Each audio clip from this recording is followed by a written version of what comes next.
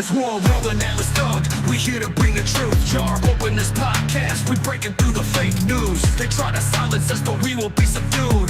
We're bearded alpha males here to save the youth. Spitting fire on the mic with the bass Christian takes. Exposing the lies, keeping the demons at bay. We ain't afraid to speak up.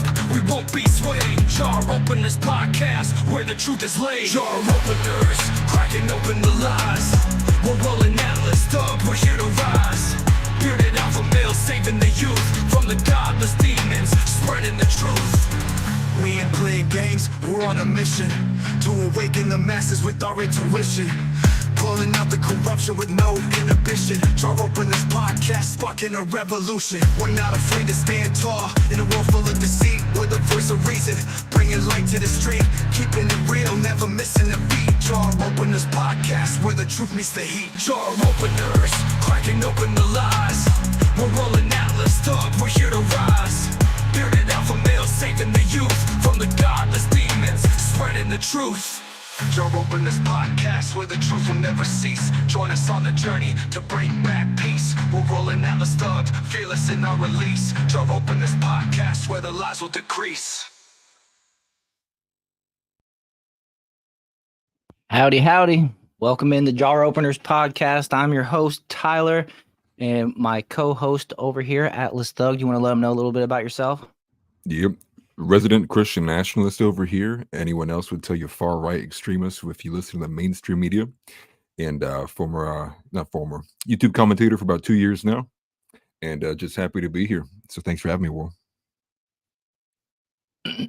Yeah, man. It's good to have you. We're going to start with some fairly breaking news. This just came out this afternoon. It's a post actually from Alex Jones. I see we got a bunch of people here in chat. Let's just say, hey, hello, Oyden Howard, from Northern California. At least you're not from Southern California. I think it's probably a little bit better up north there. At least that's my assumption. I don't know. I've never actually been. Evil Elmo, Charles Rodiak. Cool. Jamie. Hey, Jamie. It's good to see you. I appreciate you guys coming over here. A lot of these folks are from Let me get your channel name properly, Chris. I want to throw you a shout out here. Sorry, I wasn't planning on doing this, but should have. It's just Chris Stockham. It's Chris Stockham is his name of his channel. Go check him out too. A lot of these folks came over. They're part of a whole Discord community that I'm a part of, and we have some good chats over there. Dave Thank you very Hackney. much. We appreciate it. Yeah, it's good to see you guys. So anyways, we're going to start off with this one here from Alex Jones. I haven't actually seen a whole lot to this story, so we're going to kind of go on discovery as we read through it. But the post says, let's hope this is not the October surprise of surprises. He reposted from Globe Eye News. Breaking Chinese President Xi Jinping orders military to prepare for war. And from what I understand, over the past week, well, Alice, though, you know a little bit more about it. You want to go into description a little bit? Yeah, so I'd actually been following this for quite a bit, and it seems like it's one of these stories that's not being covered nearly as much as what it should be, or at least how I feel it should be. I believe it was about 3 days ago now at this point. Taiwan was encircled by China military. So they sent them from Beijing. I believe that's where they were coming from. So it's like warships, drones, and jets are now all encircling them. And we were actually talking about this in the green room before we came on, where they were doing kind of like intimidation trainings, essentially.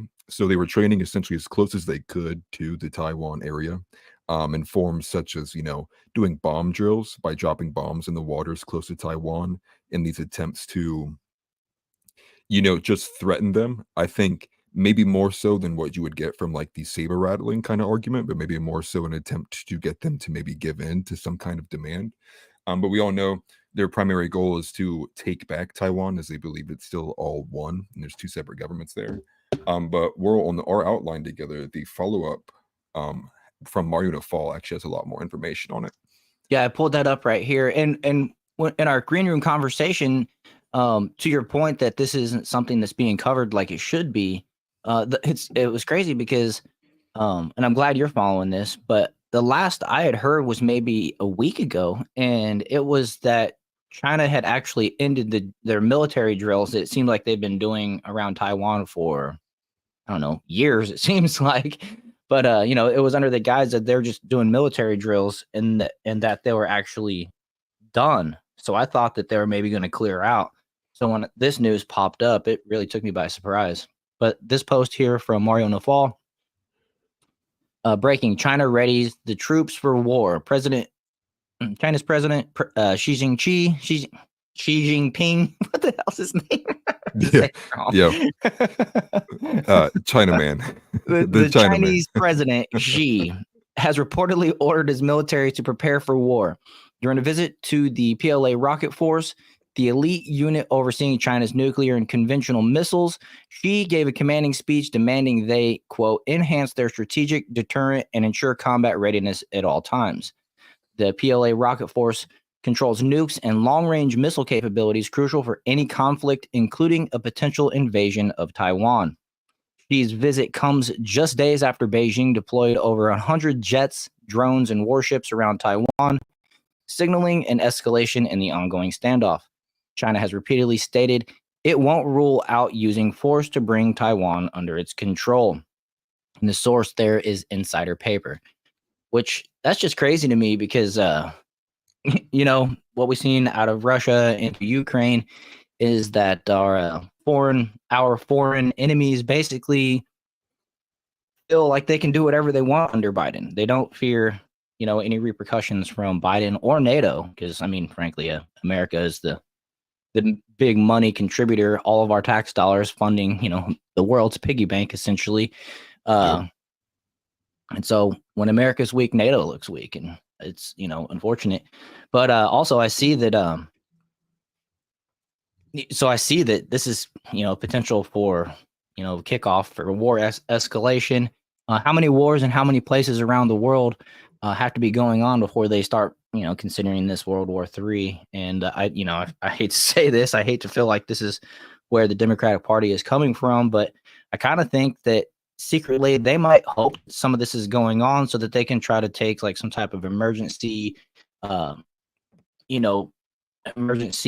precedence and try to, maybe delay an election or a peaceful transfer of power, which some folk from the Democratic Party seem to be projecting this not going to be as peaceful as it was last time, ironically, after 4 years of crying about January 6th. No, I think you're right, but I think at this point everybody knows they're the party of double standards, right? It only applies to the people they dislike and never applies to themselves. The one thing I will say is I think you can take this as kind of a good sign. Not that it's good in and of itself, but to echo a lot of what people have said before me, which would be, the Taiwan escalation could get really bad if they foresee that Donald Trump will win the presidency, because their window of operation for this war will narrow once he gets in there. So maybe take this as a good sign that China also believes that Donald Trump will be winning the upcoming election. And it's also a bad sign, though, that this may be a October surprise, in the sense that if we get war, this kind of plays into the fact that you can have the left now, or with Joe Biden and whoever, it's not him running the country, it's whoever is, pulling the strings on him, uses this as an attempt to be like, hey, well, now martial law is in effect. We're in serious wartime issues now. So it could have some bad consequences to it. But I think overall, it's a sign that at least outside countries are seeing it as Donald Trump is going to win in 2024. Yeah, that is actually a pretty good indicator. And, truthfully, I think if I was just thinking through, I don't believe Biden himself has the approval from the country, essentially, to where if he tried to do some type of emergency, executive, whatever, try to hold on to power a little bit longer, I don't think anybody would trust him to actually do any good with it. So it'd probably all just fall upon deaf ears and really expose. It'd be hard for the cult, I think, to actually continue and follow behind that type of leadership. But I don't know. Maybe that's when Kamala on the last minute employs the 25th Amendment and actually has Biden removed. Wouldn't that be crazy? She does it like the last day and then tries to assume the power longer. I mean, it's all speculative, but you can't put anything past these people at this point. And the sheep of the party, I see it every time I'm on Facebook. They're gonna support it. They would support that move at least. Well, she's a Black independent woman. What can't you support about that? Right, exactly. I see this post here from Charles Rodiak. The military has just been authorized to use deadly force against American citizens. And I was reading a little bit about that today. Unfortunately, I got up super early this morning, way ahead of my normal schedule, and went out fishing and didn't catch anything. But I came home and I was super tired and I napped like all day. And so I wanted to actually dig into that because one of my friends in the group chat that I'm in was sharing that information. And I can actually pull up some of it right here. Yep, I have it saved in the outline as well. I can. Oh, you do? If you want me to.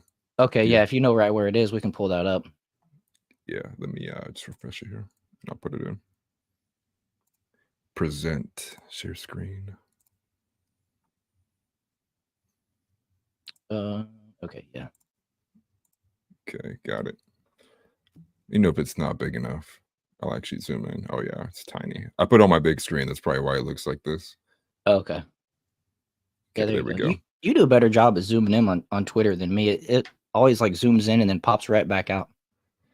Yeah, I think it depends on where your mouse cursor's at.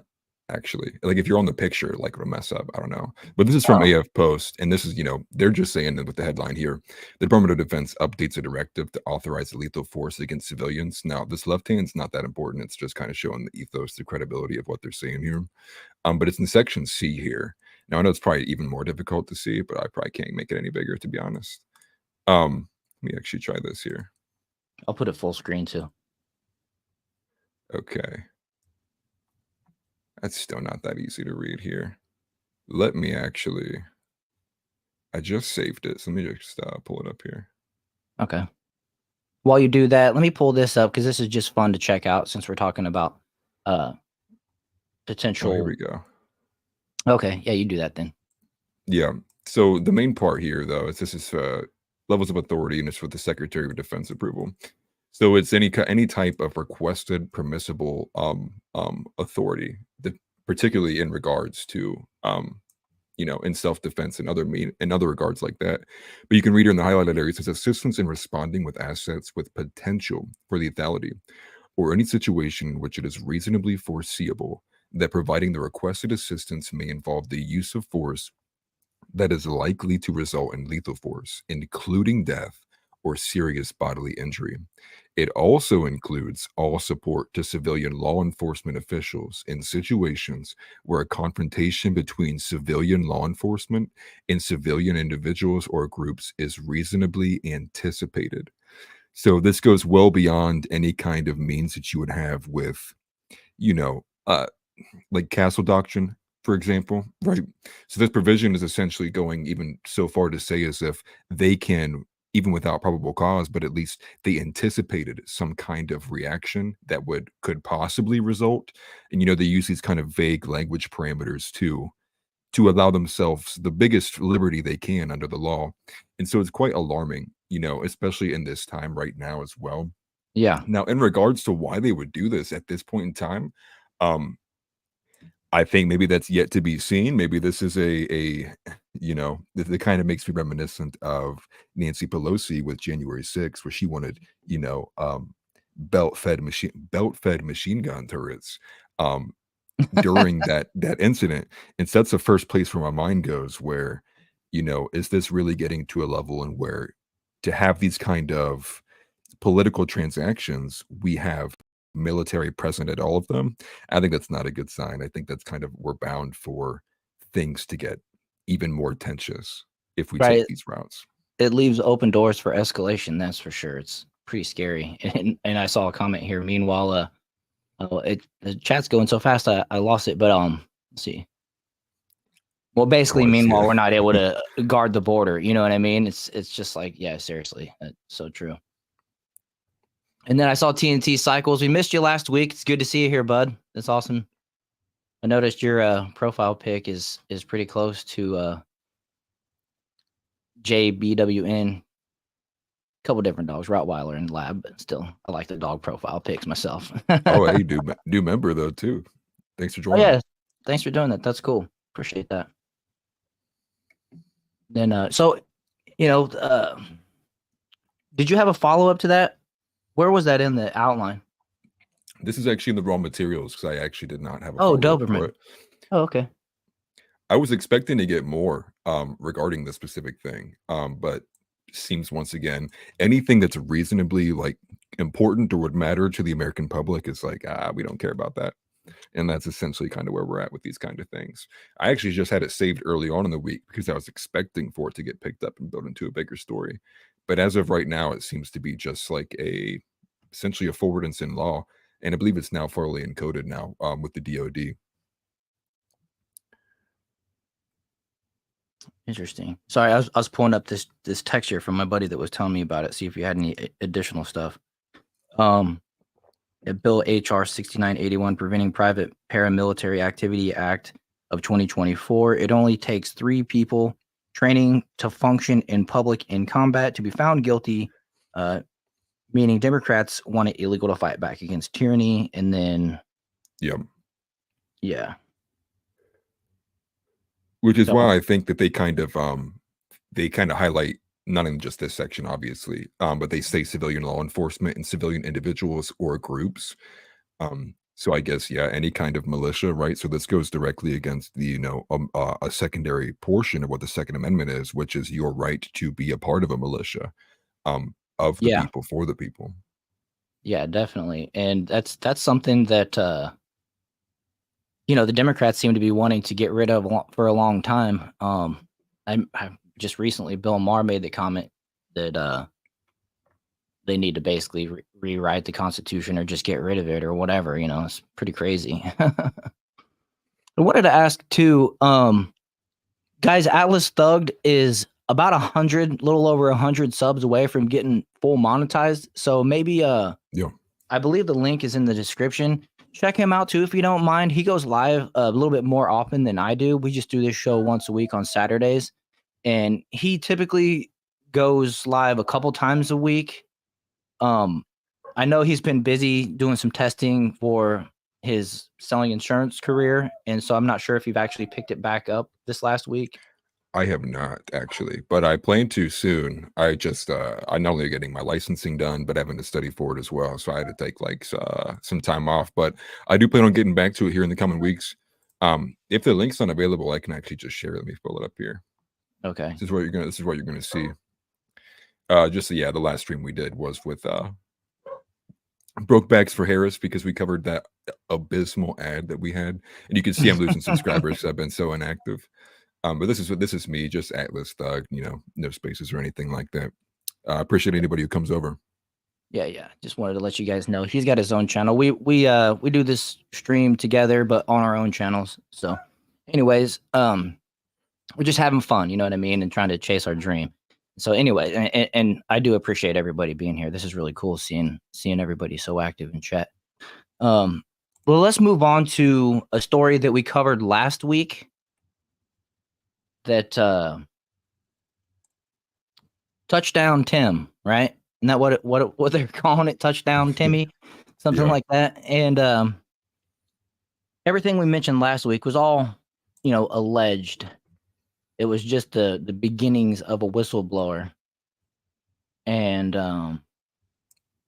I thought I saw that this has been debunked, but has it been actually debunked? Yeah, so I can never remember what his name is. It's the Black Insurrectionist account. It was like .net YouTube. He deleted his account. He deleted his account after this? Yeah, his account is gone. Wow. This is the second video, which I only had, but I saw the third video that Ian Carroll made. That one's the one that's more important. Forgive me. It's important. I believe it's I know, right?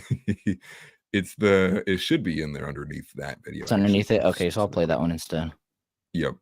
But this is just a follow-up to a story that should I play the whole thing? It's 6 minutes. Is it? This one's 6 minutes as well, so I figured probably just better to play this one so we don't reserve our time. Unless you want to play both, it's cool with me. we'll just play this one. I want to get into highlighting that abysmal Fox News interview with Kamala Harris here shortly. That was just, I don't know. Did you guys happen to see, asking Chad, did you guys happen to see that interview yet? I'm sure most of you probably have, the Brett Baer, Kamala Harris interview where they basically pulled out the old hook and just yanked her off the stage. But anyways, let's move on with this one because this is something that we mentioned last week. It was an incredibly huge allegation that should have basically yeah, you're at the wrong rally. Yeah, we're gonna get to that here soon. Would have basically called for Tim Walz to be thrown in jail, but apparently it's been debunked. Final update on the debunked Tim Walz whistleblower, and what it was, just to set it up, or does he give the full explanation in there? I haven't seen this video yet. Yeah, he does. I mean, he goes so far as to say like the evidence and the fact that the guy deleted his account, there's not been any follow-ups. And the only reason I even left the secondary video in there was because Ian Carroll actually had a conversation with the supposed tipster, the minor, allegedly, or former minor, who would have been a minor when these allegations dropped. In the 90s. Yeah, and they had a 40-minute conversation. So Ian Carroll essentially made that video just to say that it passed the smell test for him. He was saying like either this person's extremely committed to the bit, or there's some where you see smoke, there's fire. Now, this follow-up though that he has here, I believe he goes into a bit more detail, but mainly he goes into the fact that it's been debunked not only by himself but others who went into it, and now there's like no one's responding. You know, the Black Insurrection's not responding to any calls or texts. So it seems like he's essentially running from it now that everybody's seen like the gig is up. And what I would imagine would be an attempt to kind of engagement farm and build up an account really quickly. Gotcha. Yeah, and that's, I mean, it was such a crazy allegation. But let's go ahead and play this and see what we found, what we've been able to find out. Let me do a volume check. Okay, that shouldn't be too loud. So last week there was this alleged whistleblower thing about Tim Walz. Is that audio okay, by the way? Chat, let me know. Last week I was echoey. I was able to work it out. I think I got it fixed this week. But if it's echoing, let me know. Otherwise, let's go ahead and... Walz that got broken.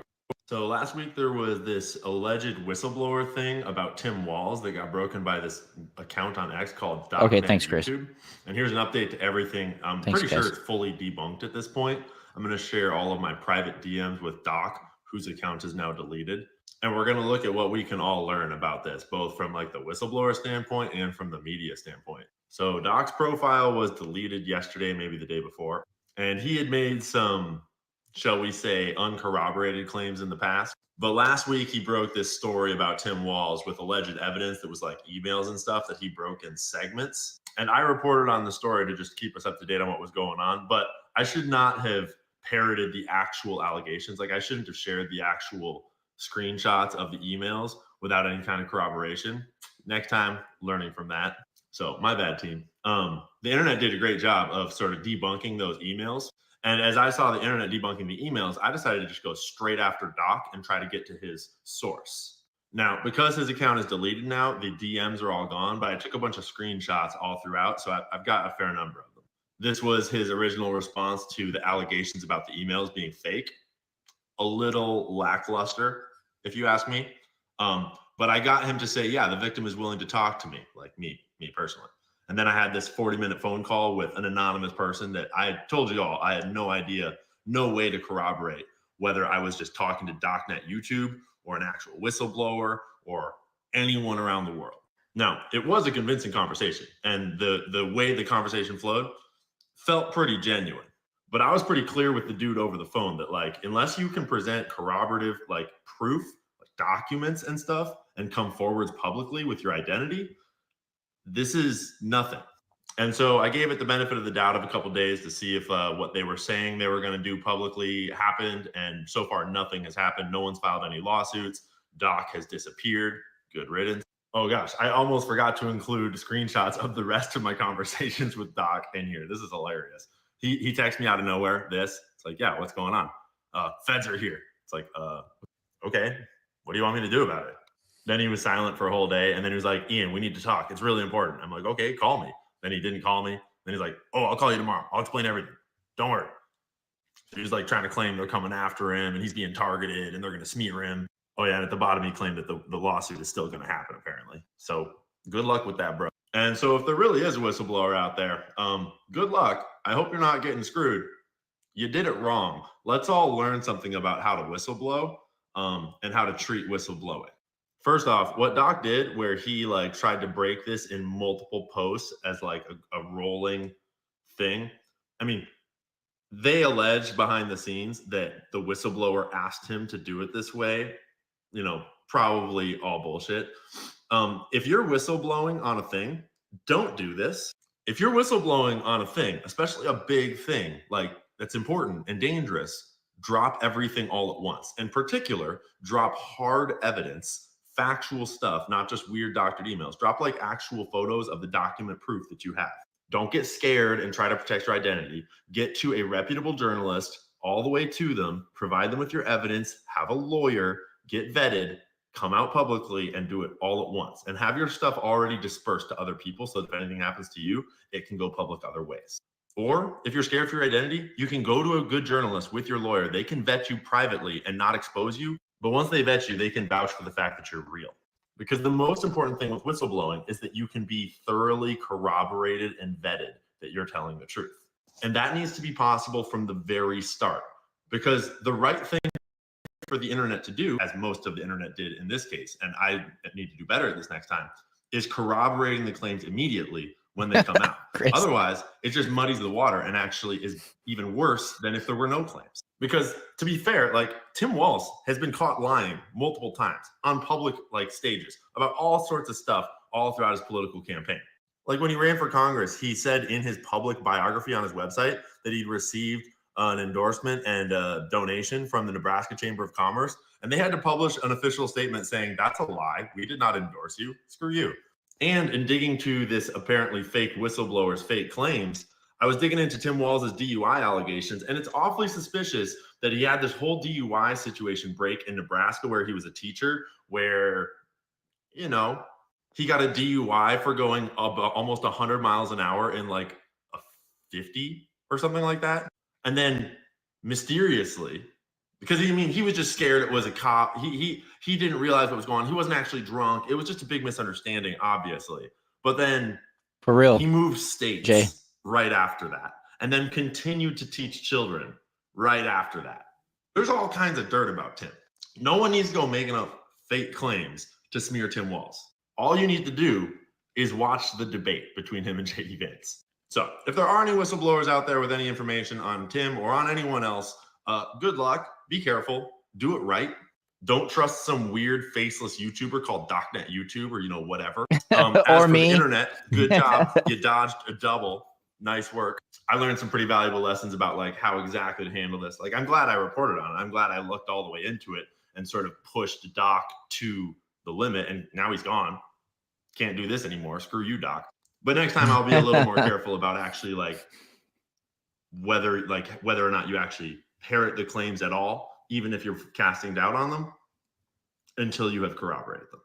But I gotta say, it's kind of cool that the decentralized media space is getting better and better at sniffing out fake claims and being careful about running with fake claims and vetting things and sort of like doing what we all do, is just kind of working our way towards the truth little by little by little.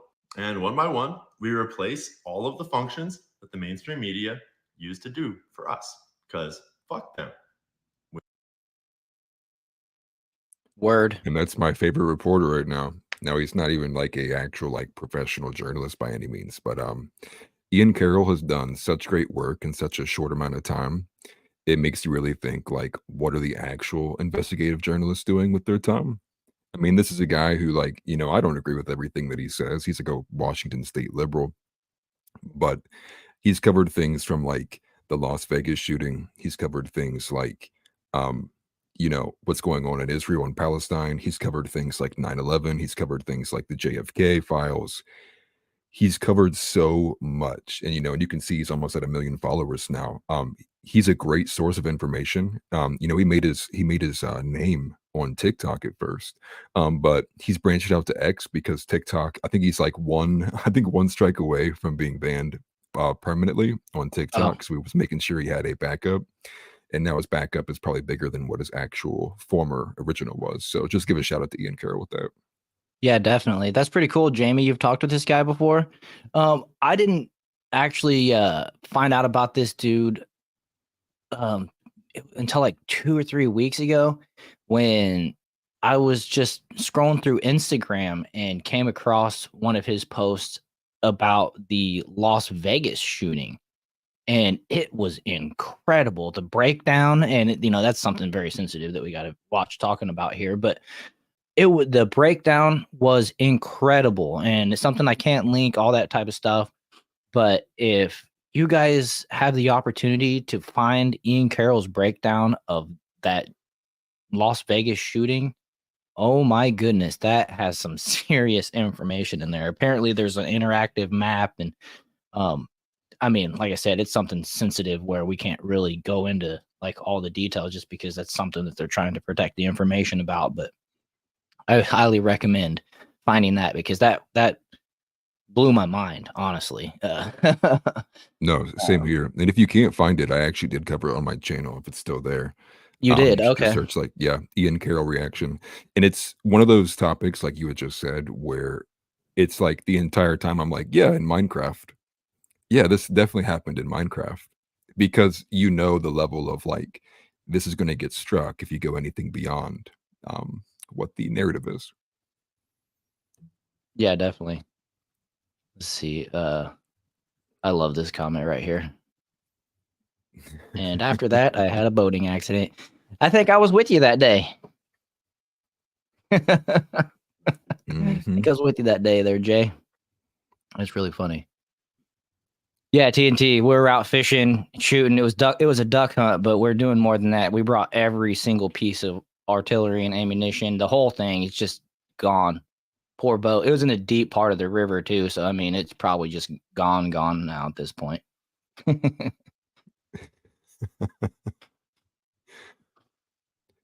Yes, thank you. At least the fish were biting. We did get a good bite that day, so Unlike this morning, I didn't catch anything. Went through thankfully the shrimp were only $5 for like a dozen or 2 dozen or whatever, but I pretty much was just feeding the little dudes. The guy I was fishing with, he's a military guy. He works on I think it's helicopters or something like that. But he caught a red that was about yay big. He just threw it back, but his neighbor caught a red that was over 2 feet yesterday in the same spot. So I was really excited about catching one. I've never caught a redfish before. I was looking forward to it. But no. The fish have 2A rights now. I just read that. Oh, cracking me. More rights than us, probably. So let's what do we got next here on the schedule? Yeah, we can go to all the voting machine issues. Once again, something I think is not being covered nearly as much as it should be, especially with the amount of states that are being affected. Let's do that. Some of these. But I just want to make sure we covered the Tim Walz stuff because we covered it pretty in depth last episode. And with getting a follow up where it's all debunked, I want to make sure we follow it up and be like, hey, we covered this as if it was possibly true, but it's definitely not true as far as we can tell. So ignore last episode. Right. Or at least, it was all alleged at the time last week, and one of those things where it could have been huge news and we're on the front end of it, or not. And so we'll follow up, make sure we're telling the truth around here, at least as much as we can. I mean, people are always inevitably wrong about things sometimes from time to time. And that was just one of those cases where it was just something out of nothing. But breaking, the voting machines in Dallas County, Texas reportedly failed to pass their legally required logic and accuracy test. According to the county GOP chair, Alan West, Georgia, Tennessee, and now Texas, the steel is on. And let's see, it says, what have we been doing the last 4 years to prevent 2020 from happening again? Okay, so this is a statement from DCRP Chair Alan West, October 18th, 2024. I would like to express, let me put that on the screen. My bad. Look at us while I try to blow it up. Just watch me read.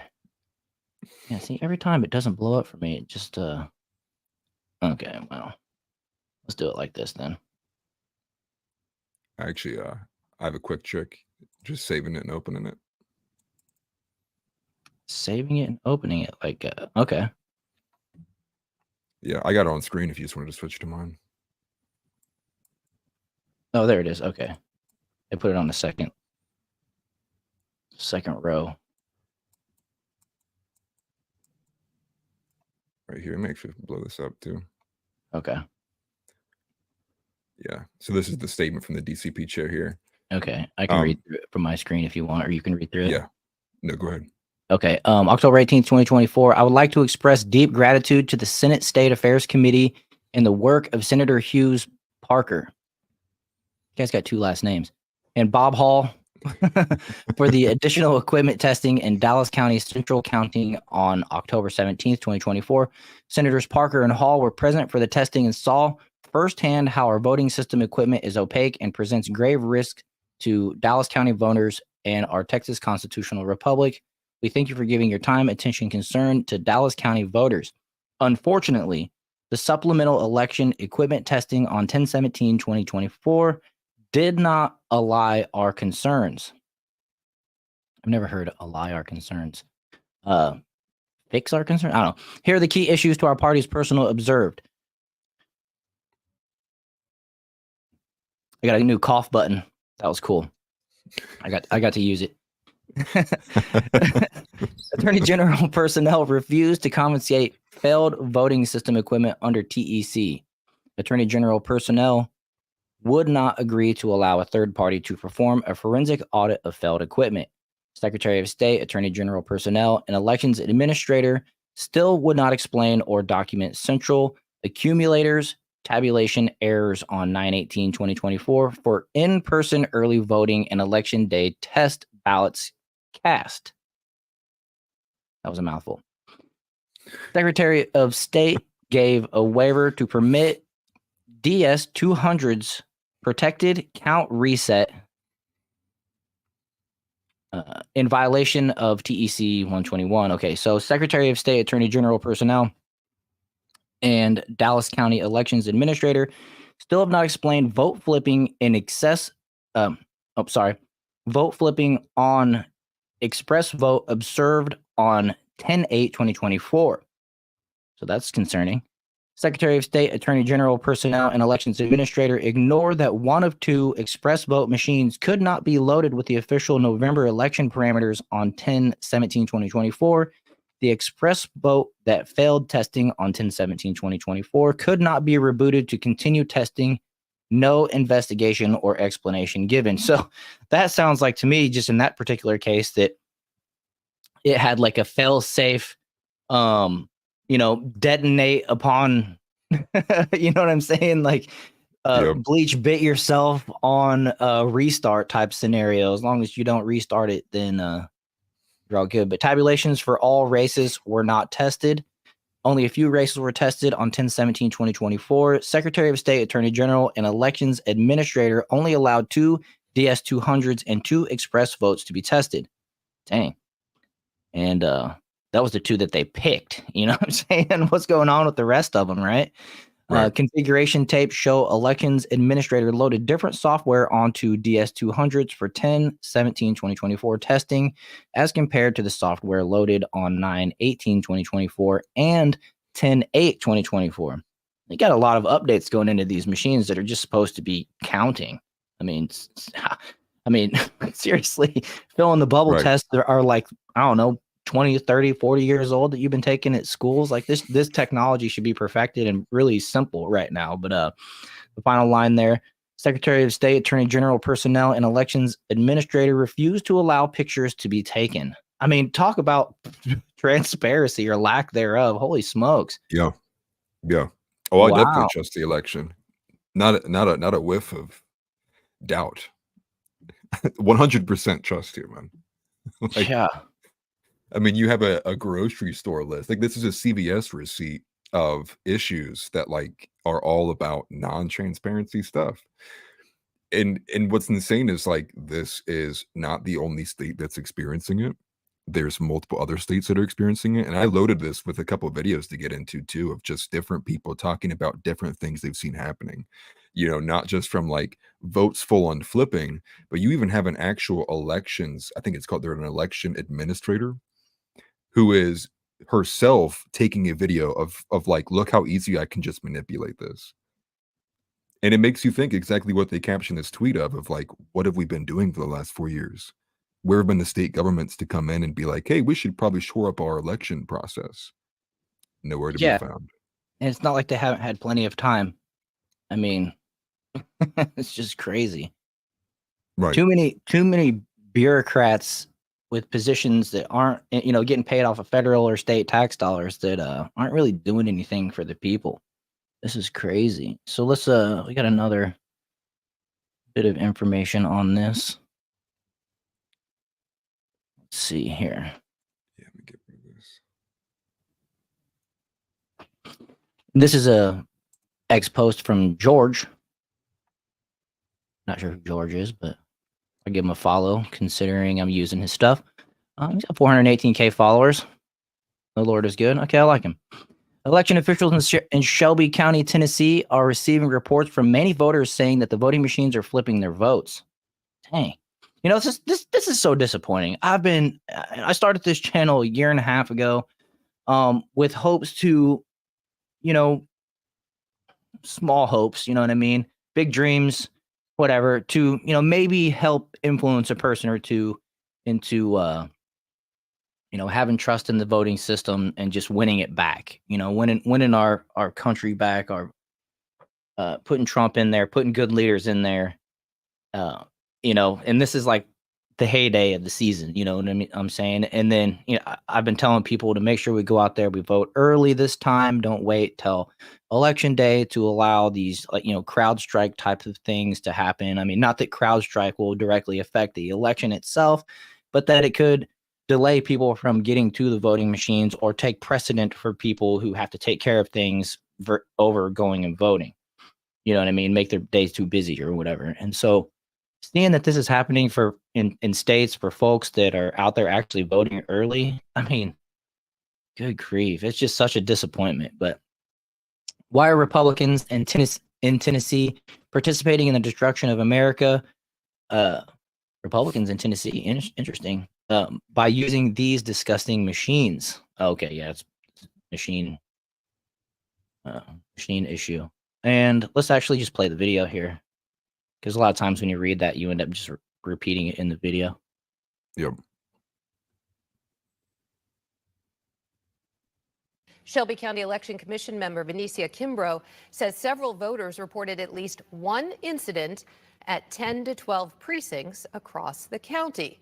Representatives G.A. Hardaway and Antonio Parkinson, state lawmakers, both on the ballot and part of the Shelby County Democratic Caucus, say they received several calls from voters today. Here's a list of some of the voting sites provided to Action News 5 where voters said they had difficulty pressing one candidate. They said that their vote would change from the Democratic candidate to the Republican candidate.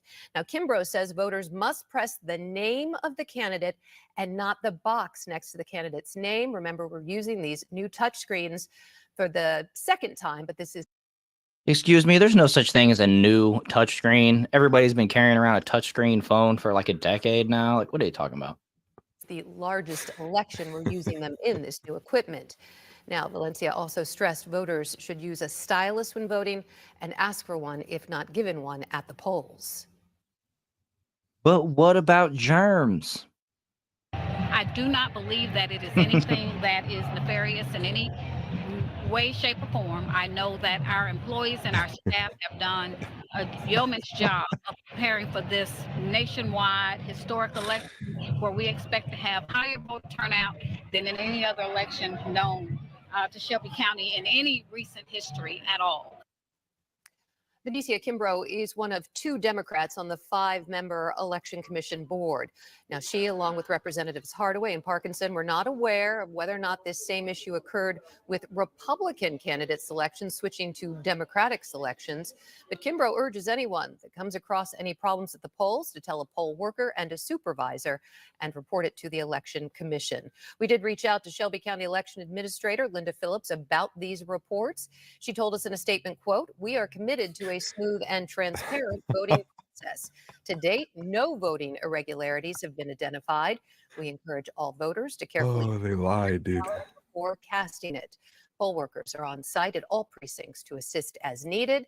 She goes on to say video tutorials are available on the Election Commission's social media channels for guidance about how to use these new voting machines. Shelby. Do you think it's a little funny that both these Democrats are like, there's nothing wrong here? Everything's fine. Right. It's like, I can only hope I notice that big D next to your name. Right. It's almost like, this is where principles come in. I'm saying that if they're switching Democrat votes to Republicans, that's some bullshit too. We want fair and legit, elections. I'm not one of these people out here that's like, well, as long as it's switching it to the right group, and I'm cool with it. But this also kind of, gives me kind of like psyop vibes a little bit, that maybe they're just trying to make people look at something, essentially that's really going to eventually be a non-issue and pass on it. I've seen it. Now we'll pass and move on, and then election day, actual, time, things reverse. Like, oh, well, you were okay with it last week, remember? No, we're not okay with it last week. I know. But part of me also thinks too, like, do you even need a psyop to make people like feel distrustful of the voting process, given the fact that 2020 is still contested to this day? And that makes you think, like, even without all of this garbage, when I was younger, I even had this feeling of like, what's my vote even count? Right? Like, I'm one out of like millions of people. And so you already have like a hard time getting the youth to vote. But then you add in the fact that we had all of these contested elections, and you see, and we have here, we're going to watch a hacker hack into one of these machines in less than like 20 seconds. So most people are like, it even furthers that point, which is like, what is the point? But I agree with the chat, right? Like, we'll just go to paper ballots. If it's already going to take these machines 4 days to get the election results, then let's just go to paper ballots. But I saw this hilarious thing, and I wish I would have added it. I forgot to. But I don't, it was either Georgia or somewhere else. A judge ruled that, like, well, because it would take too long to train people how to count votes, we're not going to install it. It's like, train people to count. It's like, what do you think of these people?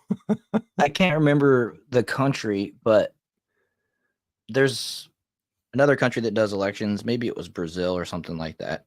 It's been a while since I've heard this report, but they're able to count millions of votes in like a day. It's like, I'm sorry, if one of these like not first world countries, I can't, like I'm saying, I'm not sure if it's Brazil, but definitely not to US, first world standard, in my opinion. If they can count, why can't we count?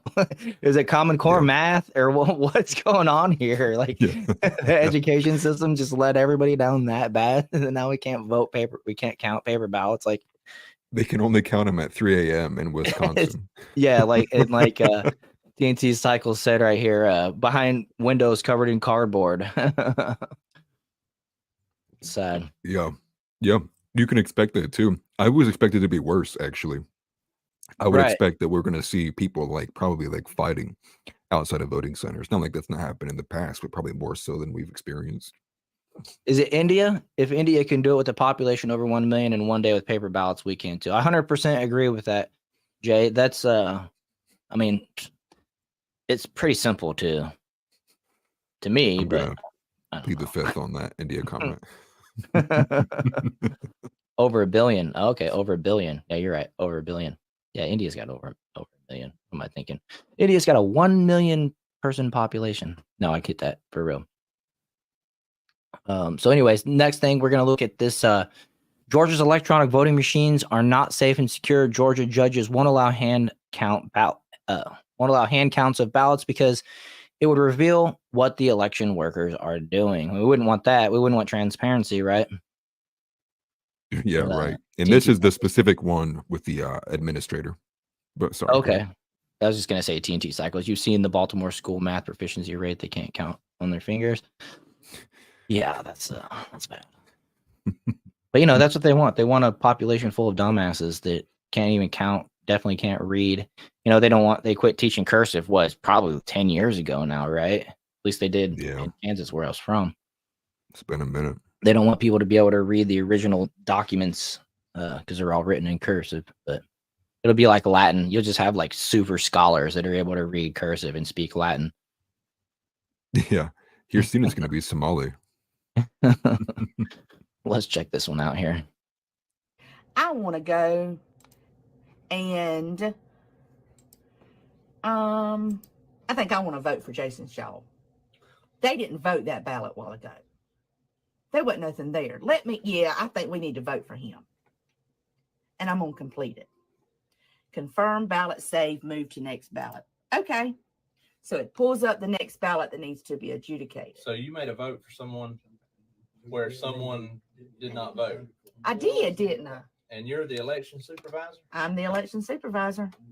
I am the person that sits and does the adjudication. Yes, sir. Go back to the Trump and Biden race and decide, since both are marked, you just count one of them and not count the other. Can you decide? Let's see. Yep, sure can. I think I want to vote for Biden. Let's let Biden win this one. So what you put supersedes whatever. Uh-huh. But I decided this Al, he don't deserve no votes. Let's not let nobody vote for that. And complete. Okay. Well, here's another one. I don't think any votes need to vote on this ballot. I think this really needs to be just a blank ballot. So fast. Yeah. Misty, can you scan a ballot more than once? I've just done it. I'm talking about you just keep scanning. I just kept scanning that same. I just scanned the same batches that y'all just voted. I never got any more until that one.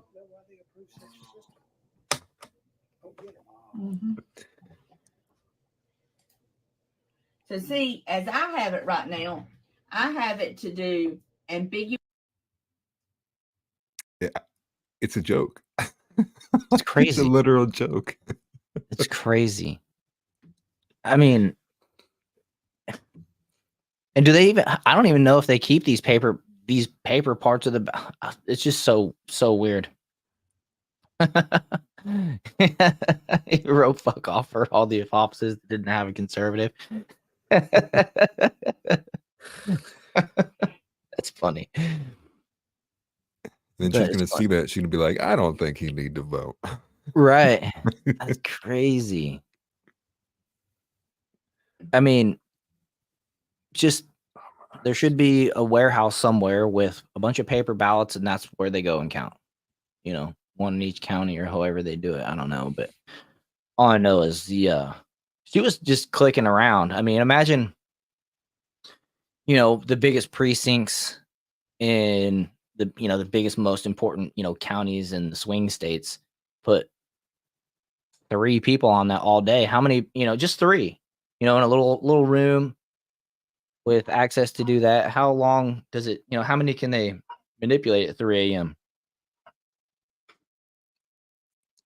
Probably an infinite amount. By 3 a.m. You pick up what I'm putting down there. Yeah. Let's go ahead over here to Marjorie Taylor Greene, who either rolls a 10 or either rolls a 20 or 0, in my opinion. She's one of those ones where she's either hot or cold. But check your ballots in Georgia. Yeah, I got it up. Okay. Reports from Whitfield County, Georgia, that Dominion machines are flipping votes. This is exactly the kind of fraud we saw in 2020. It cannot be tolerated. I'll be working to investigate this issue and ensure the integrity of our elections. Georgia. And then let's go ahead and play this video. In my district, and so Whitfield County, someone posted up that when they went to vote in Whitfield County here in Georgia's 14th district, now remember, we're a swing state and we need everyone to vote in my district. And so they went to vote, and we have the Dominion machines. And you go through and you mark president, you mark, for Congress, that would be me. They marked Donald Trump, and they marked who they were voting for the rest of the way down their ballot on the machine.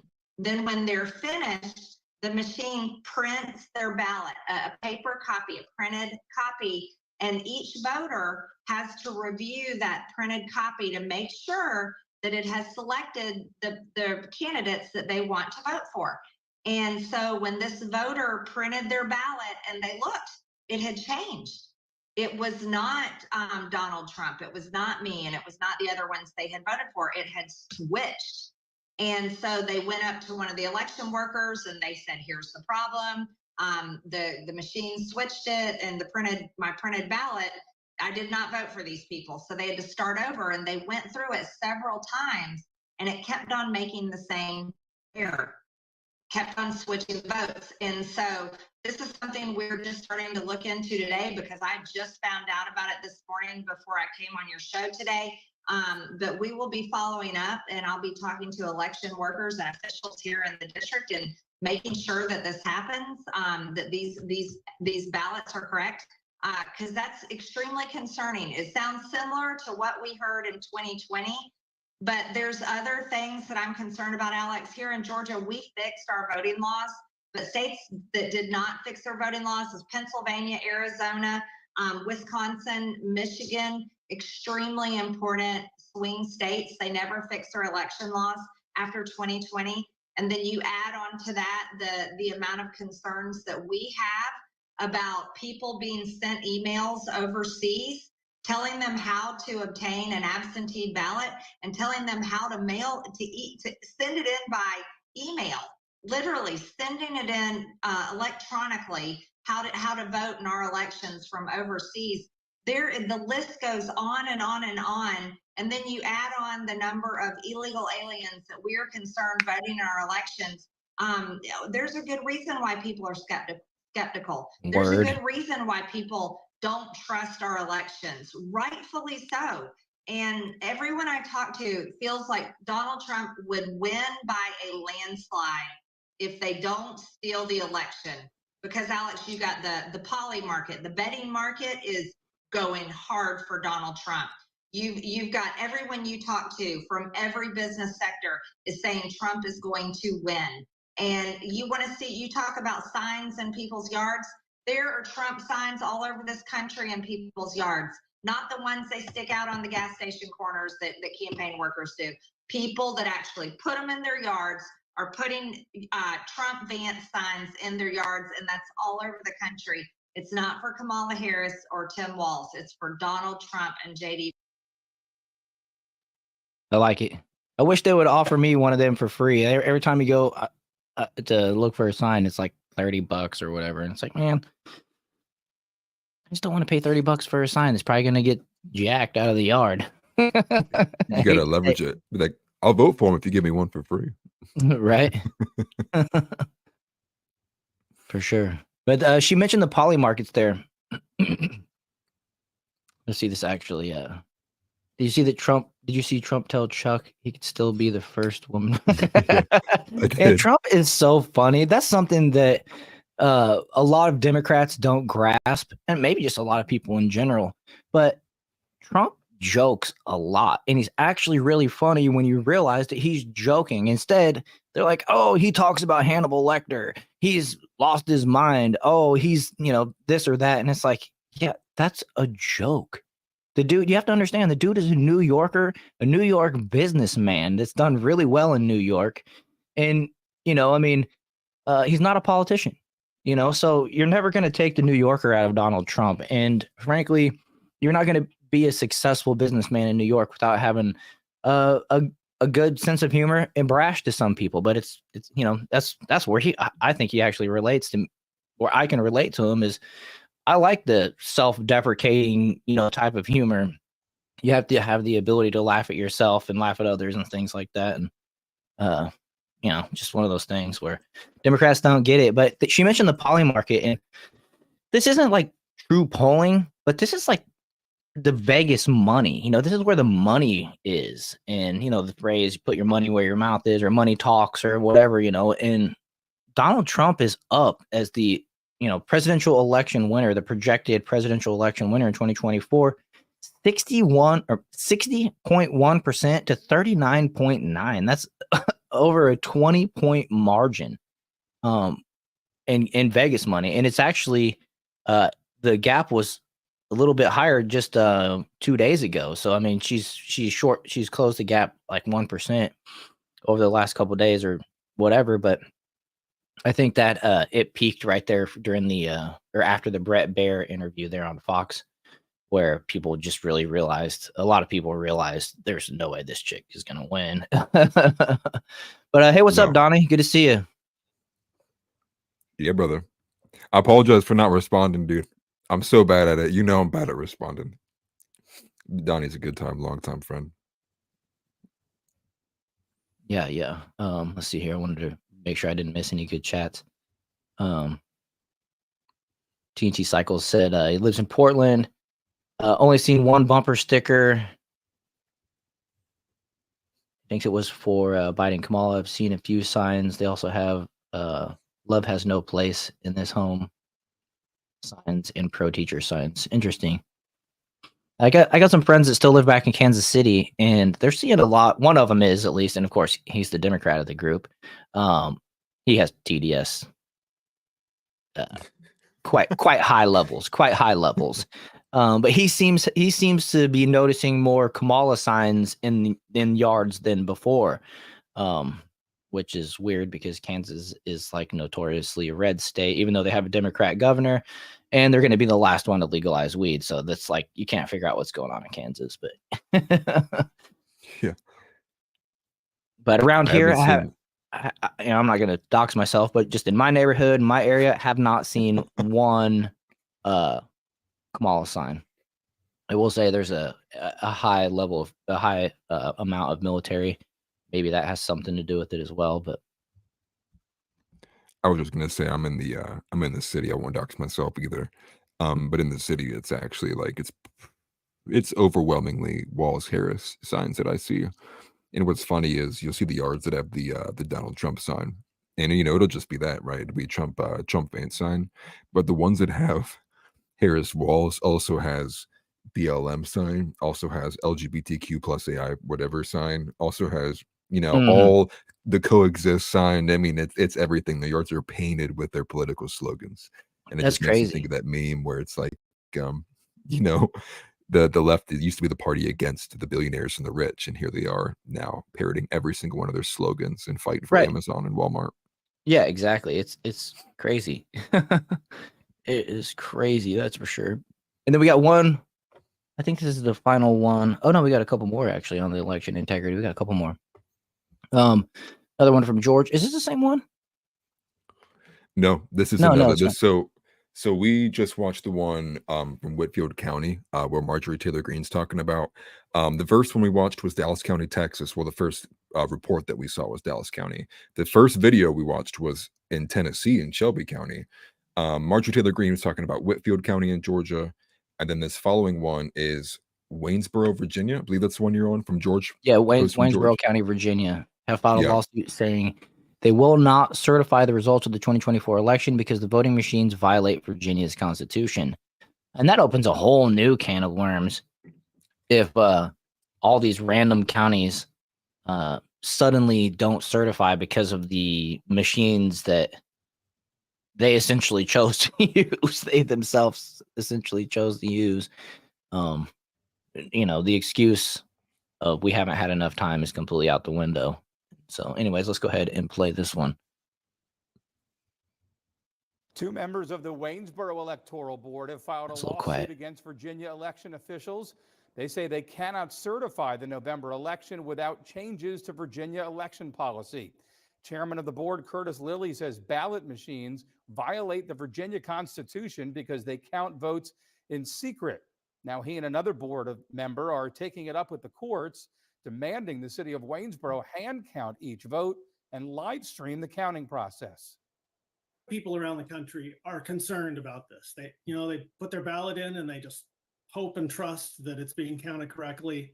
But hey, thanks for stopping in, Chris. I appreciate you for allowing me to ask you on your live show to come and visit me tonight, and I appreciate your response. That's really nice. And like you say, we got to help each other out. And so just so you guys know, Chris Stockham also has a YouTube channel, so go check him out. It's spelled the same way you see his name spelled there in chat. I'll put it on the screen in case you're watching from Atlas Thug's channel or over there on X.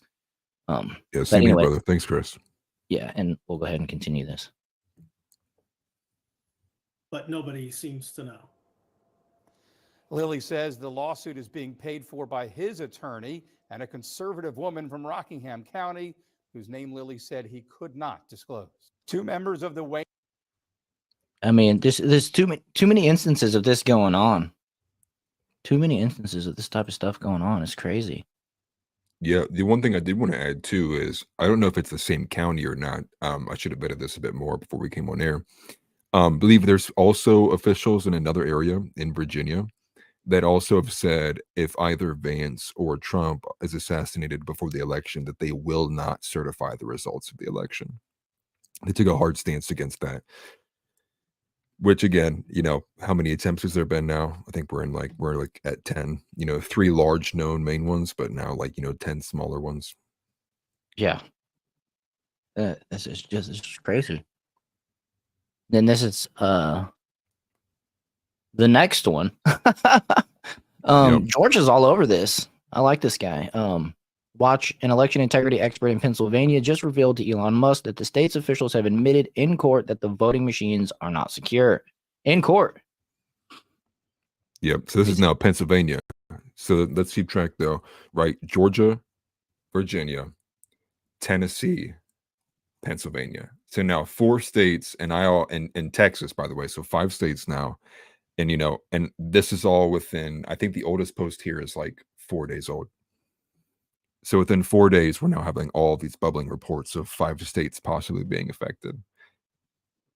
Odin, does the air just generally smell good? I'll admit I quit smoking weed a few months back after about 20 years of heavy daily, and I still love the smell. But TNT Cycles, that's awesome. You subbed to Chris. It's one of what Chris said to me earlier. We all got to help each other out. So that's awesome. I appreciate that. That's building community. It's one of the things I'm in this for. So, anyways, let's go ahead and play this one from George. My name is Gregory Stenstrom. I'm from here, Delaware County. Is the audio echoing? Or is that just funky in my ears? Okay. I think it's just because it's the speech and the speakers at the public event. It gives it that sound effect. Going left and right. Always? Okay, Odin. Two people who know me. In my hands, you asked earlier, you'd like to go to a hand count. We have 3 federal suits right now. One, because we know for a fact, and we have. He's rocking the gold MAGA hat. That's pretty dope. Gotta admit. If I had that one though, I wouldn't be. I know, right? That's actual gold, gold threading, 24 karat. Thanks, Donnie. Proof that the election code and the machines in Dominion and Harlingen Civic are fraudulent here, right here in Delaware County. The Secretary of State for their elections, Jonathan Marks, admitted this in court last week. Wow, he did? In court. On a transcript. I didn't read about that. For some reason, well, for some reason, the how many people the here legacy know me? media forgot to report about that one. How many people here know me? I usually keep up with these things, and I did not know that. Well, we're also co-defendants. Leah Hoops and myself, also from Delaware County, we're co-defendants with President Trump and Rudy Giuliani in a defamation suit where we proved over 952 days that there was massive election fraud in 2020. We proved it in court. It's a matter of public record. We also have the proof that the election machines that are currently being used are fraudulent. We have videos right now that I can show you of ballot boxes being stuffed here in Delaware County, Montgomery County, Chester County, and across the state. Okay. We have that video. We have submitted this to the federal courts in 3 federal cases. We have a SCOTUS case right here. Yeah. And the SCOTUS case is just simple. It asks the DOJ to rescind their policy not to investigate election fraud. Which seems crazy. We are being blocked. Yeah, I mean, this DOJ is doing a great, I don't know, just take the J out of the name, you know.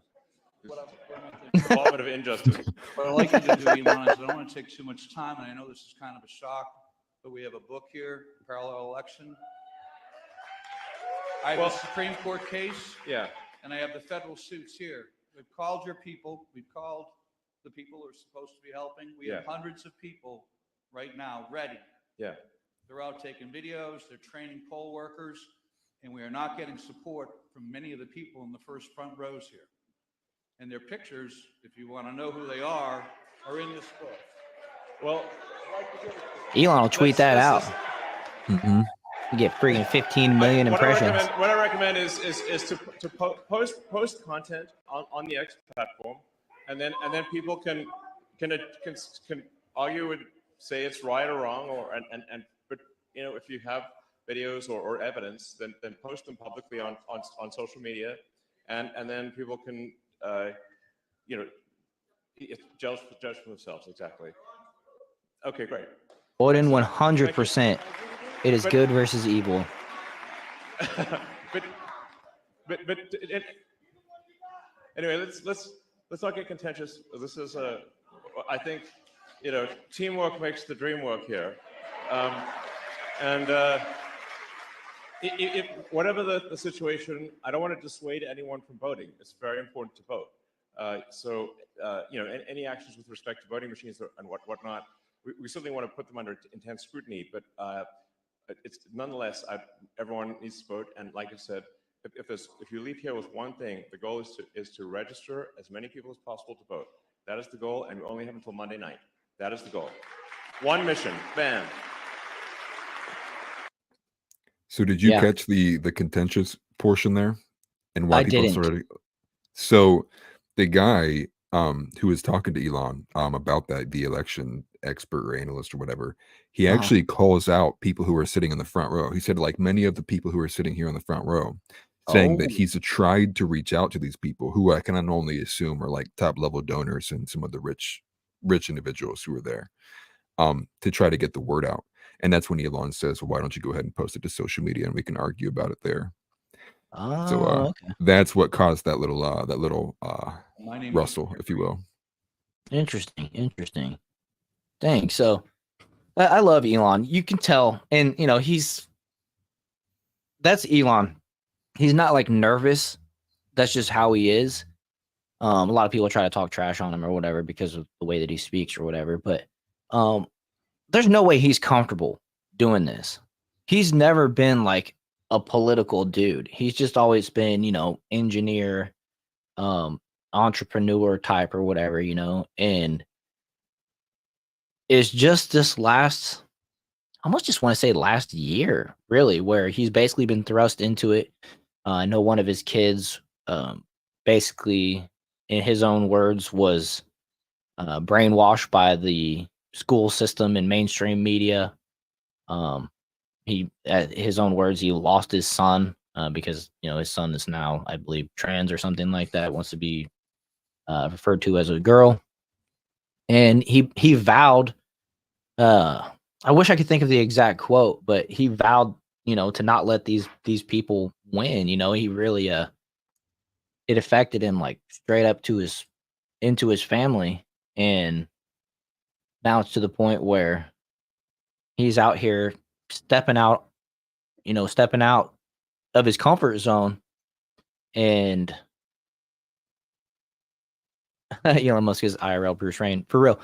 Stepping out of his comfort zone, out of his realm. You know, I mean, the guy's not focused on this type of stuff. The dude is running Tesla. The dude's sending rockets into space, multiple a week, pretty much, landing them back on, you know, like Donald Trump says, landing them on little things in the ocean. I love watching them. There's a couple YouTube channels that pretty much show every single one, and sometimes I can see them from my house.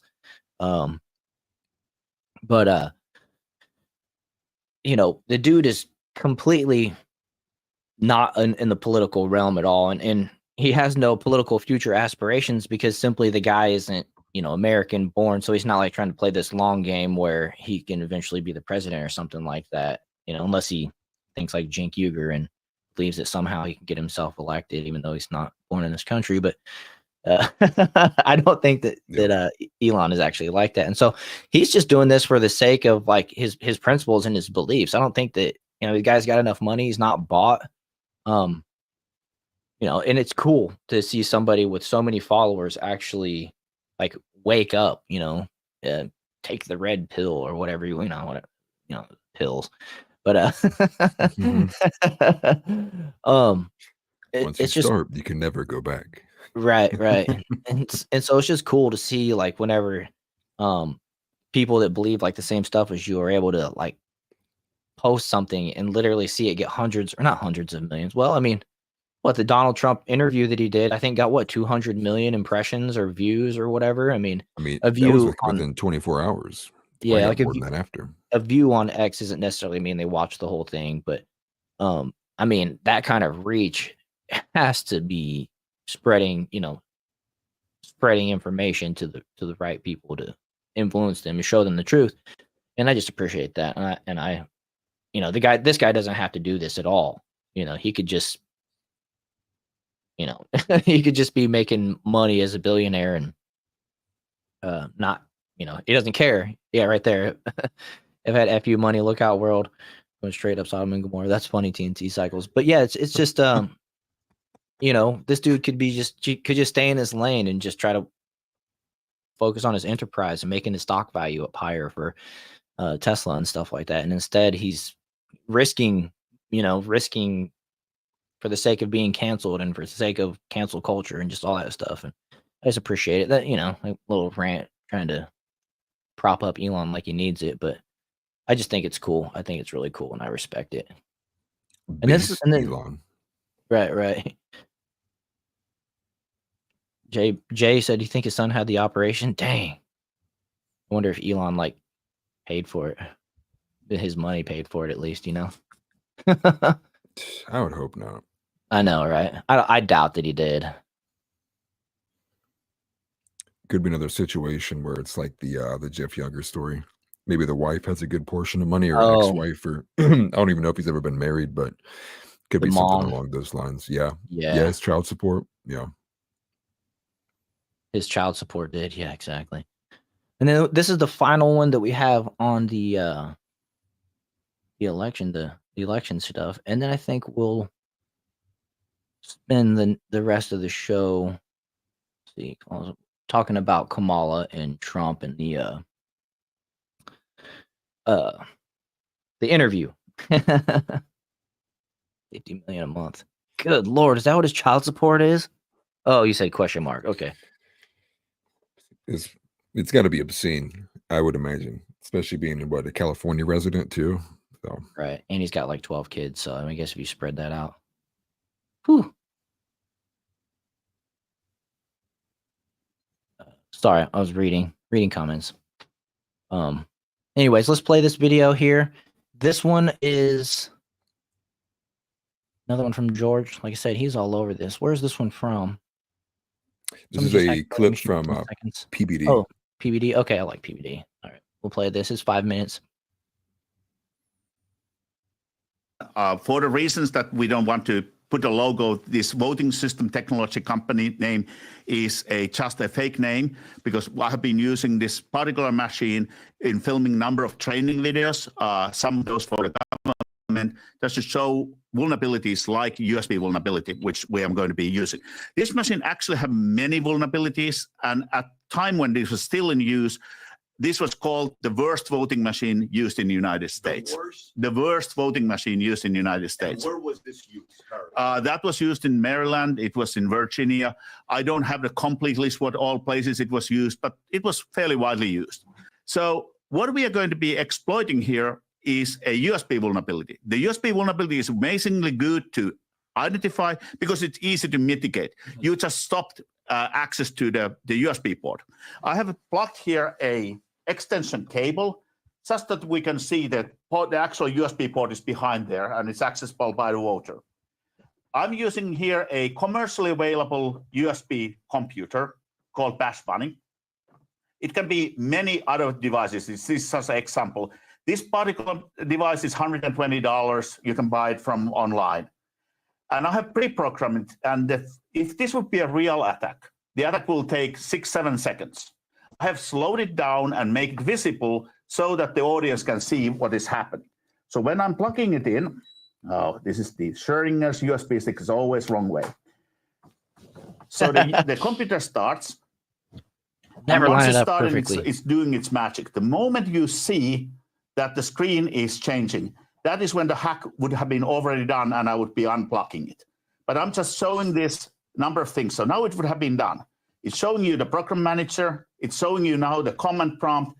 And this is where all the votes live. So I'm just showing that the directory where all the votes would be. At this point of time, this stick has already complete control over the system. So at this time, anything can be done, anything can be changed. And as the last thing, I'm just showing a fake results, just to show that can be done. It's just to show that how the system is controlled. So this is a good example of a hack. And as I said, only reason why anything is seen on the screen and why it's this slow is because I artificially slowed it down and made it visible so that the audience can see that there's a control over the voting machine. This particular machine has many other vulnerabilities, way worse than this one. So that's why it's very good that this machine is no longer in use in the US. And this is also showing how demonstrating the vulnerabilities work, because that causes changes. And for example, removal of this machine from being used in the US. So now what is it doing right now, Hart? Nothing. It's already, the whole hack was done. But if this would have been an election, I could have gone to the database, for example, change the votes. That's one possibility. How much of it could you have changed? Anything. You could jump from 51 to 73. Add a new candidate who was not even on the ballot. It doesn't matter. Because if you have total control over the system, right, you can do anything you want. As I say, one example was that we add a new candidate and make that candidate to win. It would be obvious if the president of DEF CON is the one who won, George Washington. That's the one you're saying. Yeah, I got what you're saying. So is this like to the average hacker? Is this machine a joke? How easy it is? It is a joke. And how many years ago was it used? I think this was last time used in 2012. God, 12 years ago. And also, just an example that when this was brought first time to DEF CON, we had a professor from Denmark. And in less than half an hour, he hacked into this machine wirelessly. He didn't even touch the machine. He took complete control over this machine wirelessly because this voting machine happens to have a wireless Wi-Fi access. So, okay, so is it fair for one to speculate and question that any of the electronic voting machines we've used previously, possibility that could have been hacked, possibility that the winners were flipped because somebody got into it? So again, the fundamental problem with this voting machine is it doesn't have a paper ballot. So if somebody hacked this kind of machine and would have manipulated it, there is no evidence. That's why we need paper ballots, and especially we need hand-marked paper ballots, because if the results are called in the question, now you can go and hand count those ballots and verify that the outcome of the election is right. You know what? Use some of that same paper that they print money on. You know, it's got like the strip going through it or whatever. I mean, yeah. You get the Fed involved with something like that, then, you know, they'll be all for it, right? Yeah, I mean, I see no reason otherwise, right? BlackRock owns that company. Oops, I meant to put this one up there. BlackRock owns that company. Wow. Wouldn't doubt it a bit. BlackRock, Vanguard, State Street, all of them, and they own each other. What don't they own? Yeah, I know exactly. It's crazy. That is crazy. Okay, so before we get I was going to say that's where Ian Carroll got to start. He started by following the money, as you would say, and he tracked. He wanted to know more about BlackRock particularly I think because he was following a headline regarding how much real estate they own. So then the further he digged into it, the more he saw Vanguard, State Street owning percentages of them, and they're like companies inside of companies, and it becomes like this huge nebulous web that you just like you can't follow at a certain point. Crazy. Right. It blows my mind that how much power that organization has. Yeah. And it just seemingly gets worse and worse over time. And this is another, we're going to look at this one here. This is another reason for people to not support Kamala Harris. I don't understand why people, excuse me for a second. I don't understand why people, I mean, it's just like every turn, everything that they do. I don't understand why the Jewish community would vote for Kamala the way that they support Hamas and Lebanon and things like that. I don't understand why now the Catholic or the Christian community would support Kamala.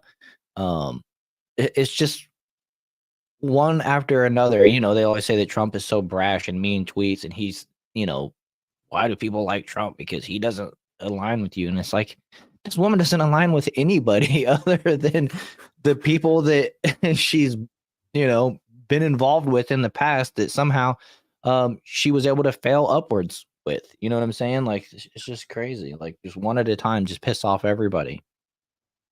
But I saw this one here. This threw me off. BlackRock bought my parents' house 3 years ago for about 15% over market value, and it's still sitting empty. Wow.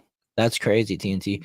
I about that same time period, I had a friend that was shopping for like houses that he could flip, and BlackRock was offering like 30,000, 20,000 over the asking price for these houses, and just completely swooping just taking everybody out of the equation. It was incredible. I can't believe it.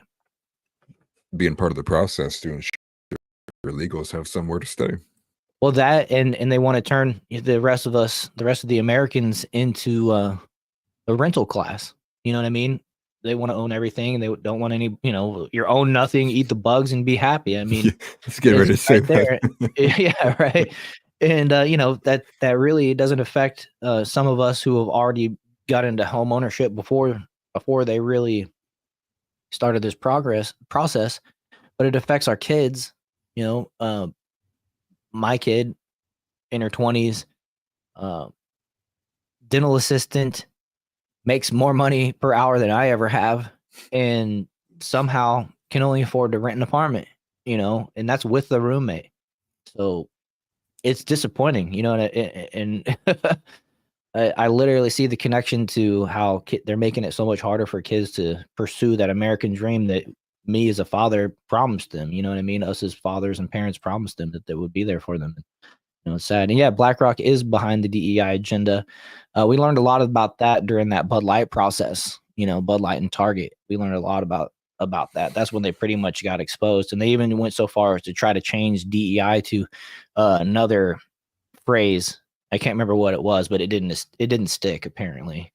I think the DEI had too many literal DEI departments that were deep seated in these big companies and organizations and professions, insurance, real estate, things like that, where what are they going to do? Change the name of the department? It's just an obvious, you know, be an obvious transition what they're switching it to. They can't covert switch off of it, but yep. Just want to make sure I get some of these good comments. I'm skimming through, so this is a new one for us, having as many comments as this. I'm loving it. This is great. I love having the conversation with you guys. Been getting some negative comments on some of my videos lately, and I've just been referring them to, hey man, you want to come talk about it? Come visit the show. So I mean, if that's any of you guys, Boo this man. Bring it up. I seen him. Boo this man. It gives good conversation, even the negative ones. Yeah. That guy last week or 2 weeks ago, what he called us?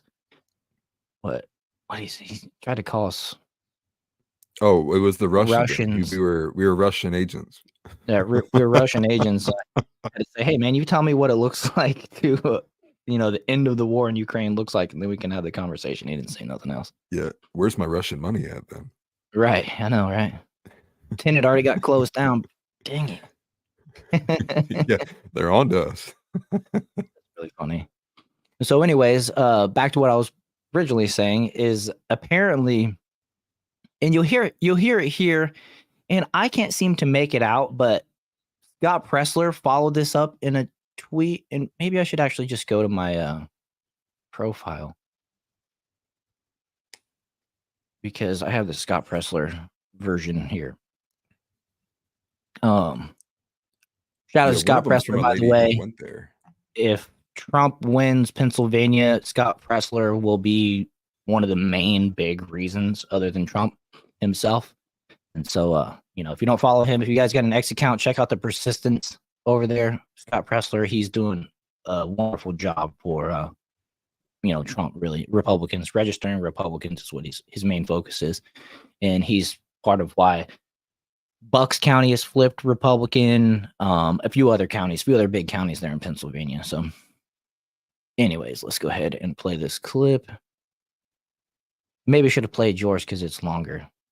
Not yours, but this one. Weeks ago. Yeah, because she actually went there. So she actually gives like an inside detailing of what's going on. Okay. Yeah, we'll do that then. And then we'll go to Scott Pressler as well.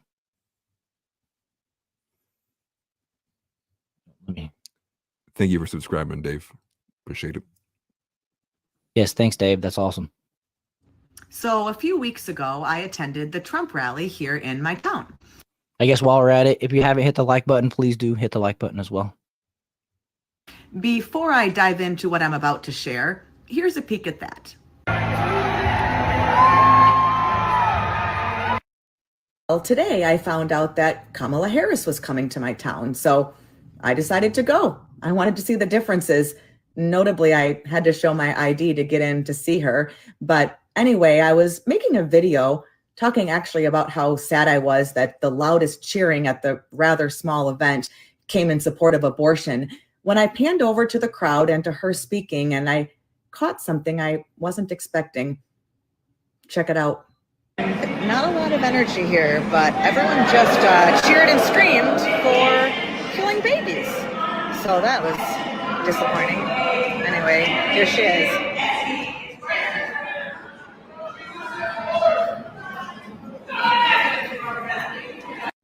Did you hear that? Some guy in the crowd shouted, "Jesus is Lord."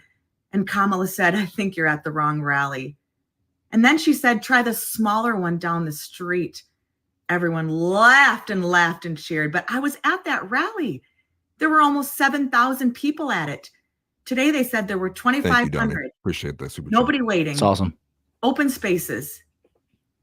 I wanted everyone who's a believer to hear that for themselves. Again, we're not going to be gaslighted on this.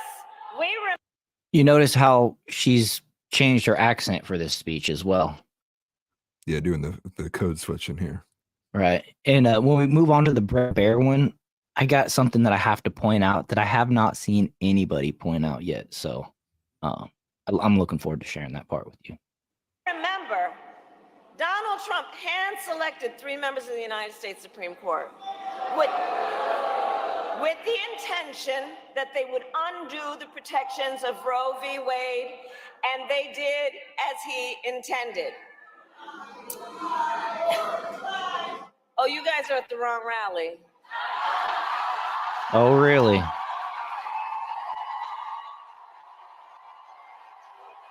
mean, technically, she is correct. Yes. No, I think you meant to go to the smaller one down the street.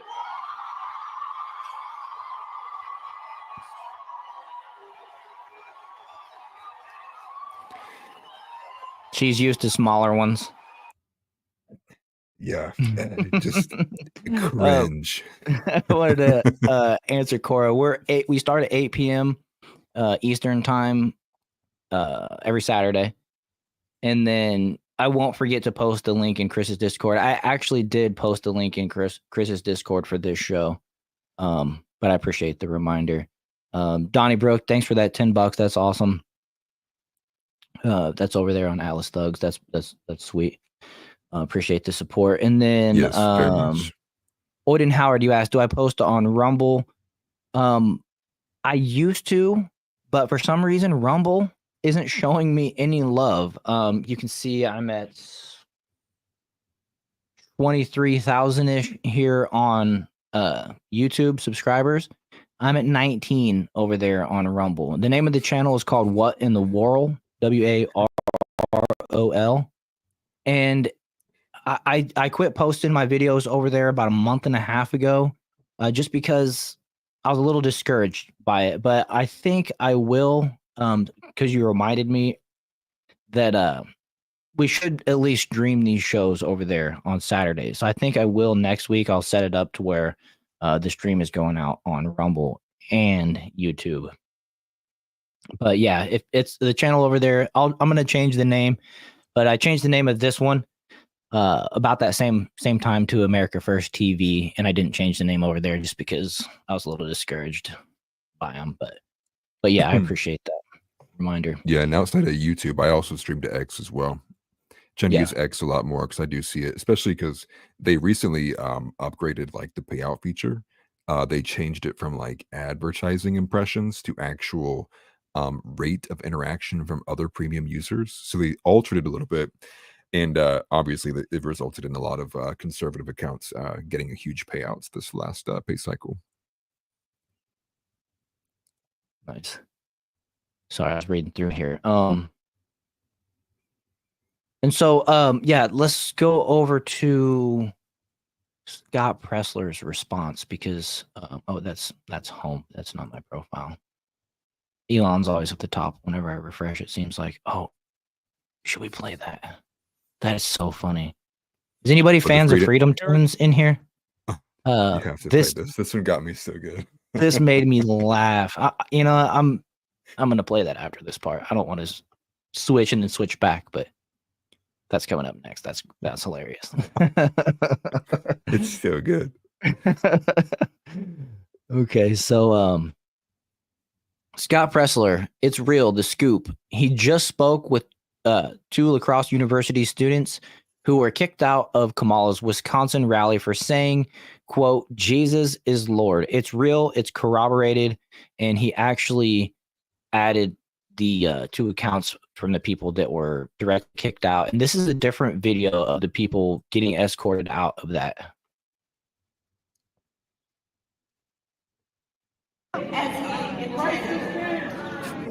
She pushed him.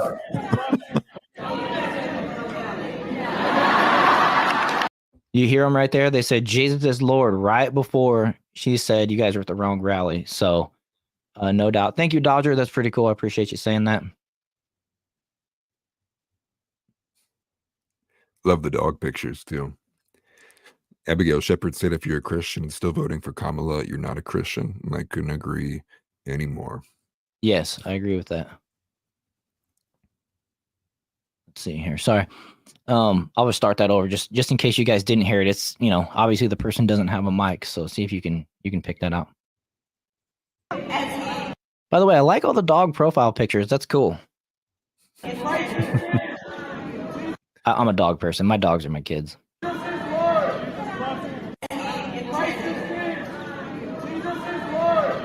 Okay, he said Christ is king before that. Christ is king, Jesus is Lord. 100% agree. And then the evil laugh from the crowd. They all cackle. Ugh. No wonder why they're so pro-abortion. Good versus evil. Yeah, it's like what Oyden said earlier. I think it was Oyden said good versus evil. By the way, thank you for all your service to all the veterans in here, active military as well. We really appreciate you guys. You guys are near and dear to my heart, and I'm sure I'm speaking for Atlas as well. Yeah.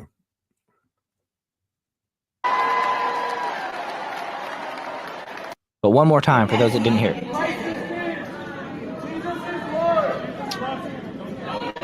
Can't believe. I mean, just talk about an all-time backfire. She thought she was gonna freaking, make the crowd laugh and smoke them or whatever, and instead basically ostracize every Christian in the nation. Is that the woman that you want to be the most powerful person in the world? Because in my opinion, the US president is the most powerful person in the world. Who could support that? I mean, that kind of flub up can cause international war. Like, seriously. Yeah. Oh man. And it's so many, like, rapidly in a row too. Like, Gretchen Whitmer did her mocking of communion, like, about a week ago now at this point. And then not even just this moment at the rally, but you also have her snubbing the Al Smith dinner, which is a notorious, non-bipartisan moment, being at like a Catholic dinner service there. And it's like, at least they're being honest, right? At least they're being more outspoken about it and not kind of lying. It's like, I can appreciate the honesty that they don't appreciate Christians. Yeah, I mean, it said the kind of the obvious part out loud, but it's nice to hear them confirm it, right? I mean, I guess it's not. I don't like hearing it, but at least they're like we can always refer to this whenever she kicked out the person for saying Christ is King and said they're at the wrong rally. Yeah, go to the smaller one down the street. Yeah, it makes you think. Is it that Brett Baier interview that caused the poly market to shift so much? Or is it because these are actually truly like very devastating to what her, current base was up to like a couple of days ago? Right. Well, this just happened. I mean, this was posted 10:30 a.m. This morning. So we might see that I closed the poly market tab, but we might see it, take another dip for her after this. I mean, you would expect it to. It's crazy. What Donnie's saying here, expect to see the Giga Chad meme. Like, see some more like Giga Chad edits from this. Right. For saying Christ is King and Jesus is Lord like that at that rally, knowing what the response would be. Right. Then another 10 from Donnie Brook. Hey man, thanks, dude. You're awesome. We appreciate this. Yeah, thank you, brother. I appreciate you being fair. Oh yeah, I mean, it's all good. I appreciate it though. That's actually a first super chat, so appreciate it. That's cool.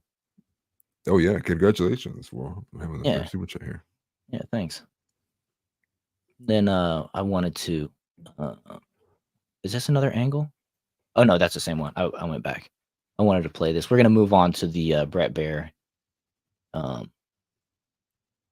interview, but before we do. This is another guy. He's got a YouTube channel, Freedom Tunes. A lot of you guys probably are aware of Seamus over there at Freedom Tunes. He is actually, I believe he's a Christian. I think he's a Christian, right? He's. I mean, whenever Seamus? he talks about God, he's Catholic, I believe. He's super Irish smart. Catholic. Yeah. So I like him. I support him. But this one got me, especially if you've seen the interview. Oh, in like volume warning too. Not to give anything away, but just for anybody who might be listening. What was that you said? Said volume warning for everybody listening.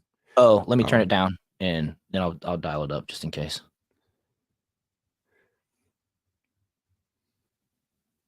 Ms. Harris, thank you for joining us. Thank you for having me, Brad. Thank you. We'll see how this goes for you. Mrs. Harris, how many people do you believe have crossed the borders?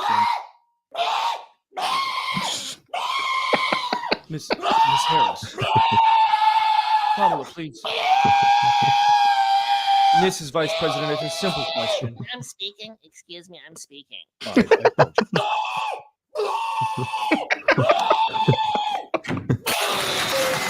It's the eject. All right, well, I'm just going to say it.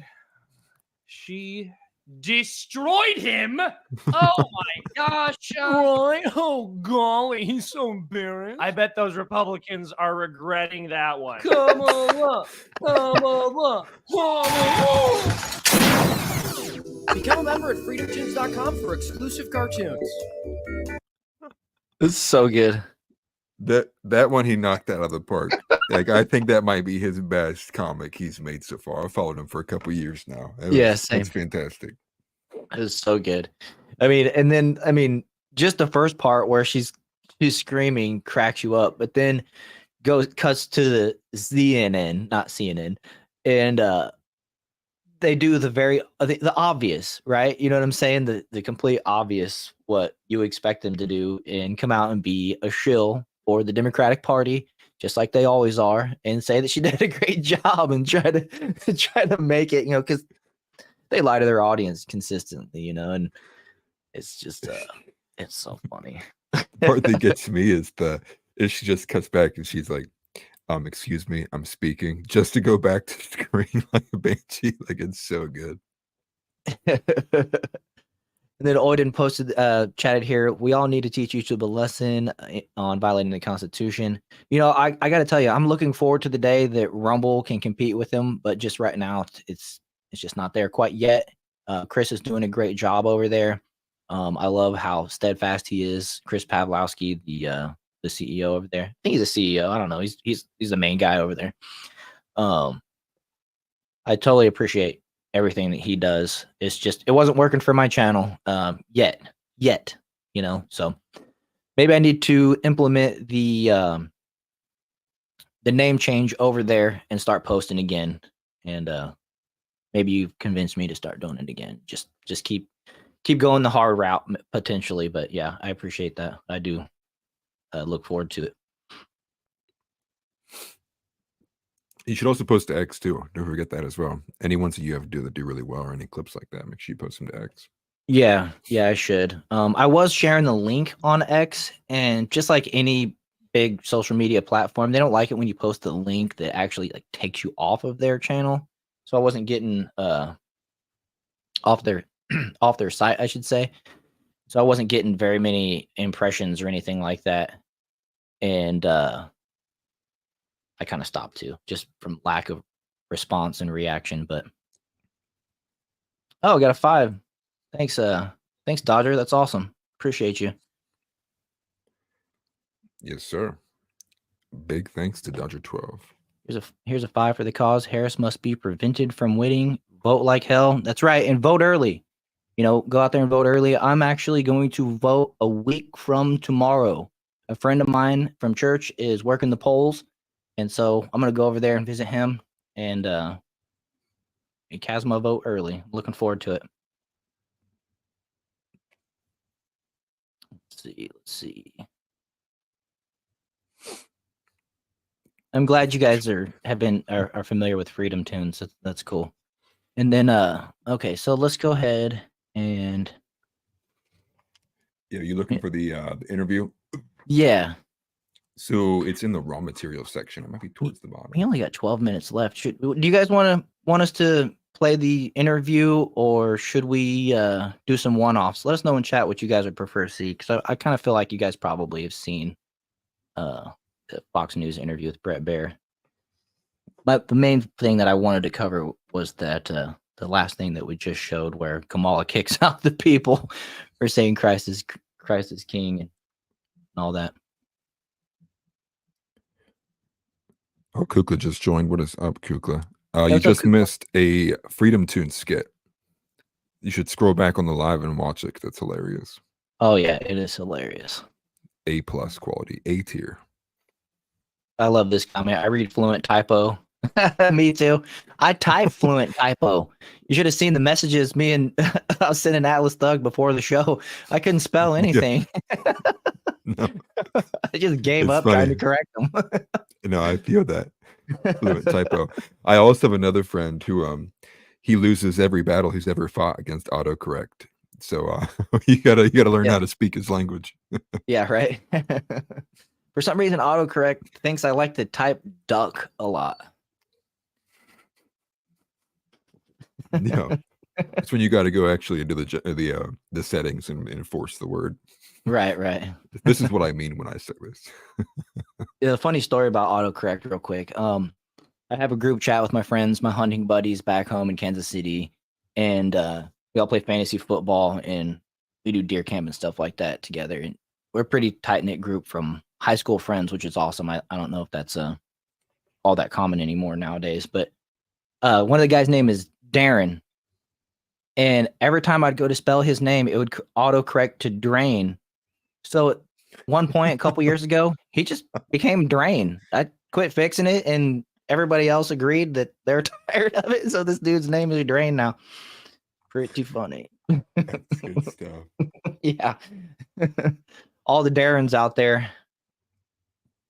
Oh, no, we have to do the top 5 moments from the Al Smith dinner. We got to make sure we do that. Okay. Because it's got 5 of his jokes in there. One of them including what he said to Chuck Schumer that somebody said in the comments earlier. Is that near the bottom here? It's going to be topic 3. It'll be right above the Not the Bee news article.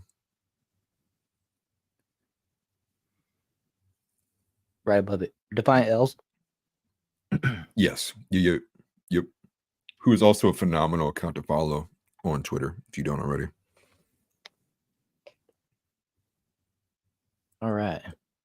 Yeah, we'll just play this and then have a little chat, and then we'll wrap it up here at 10. Because I didn't see anybody. I was trying to keep an eye on chat. I didn't see anybody say, yeah, go ahead and play the Brett Baer interview. I believe that a lot of people already seen it by now. We got some internet veterans, it seems like. Yeah. I did commentary on it a day late, and it didn't get very good reaction. I felt bad I hired somebody to edit that one for me, and feel like I wasted his time. That's funny. Good practice, man. Yeah. Well, I was on one. I kept pausing it and letting her rip, and I was like, man, it's gonna be a good video. But then it was just too late. Things happen so fast. And hopefully, it doesn't get forgotten. That's one of the big things about, the internet speed, is big things like that can lose steam by the time people go vote. What I'm thinking, actually, now that we're here and we have this such a big chat here, is maybe we do set out 15-20 minutes before we wrap up and pose any questions to anybody from chat, and we just knock them out. Yeah, that'd be fun. I'm not in a hurry, and I'm not hungry. I thankfully I ate before the stream. Usually I don't. So let's go ahead and play this one here. This was Trump being a comedian, and I'll admit I haven't seen this particular video, so looking forward to it.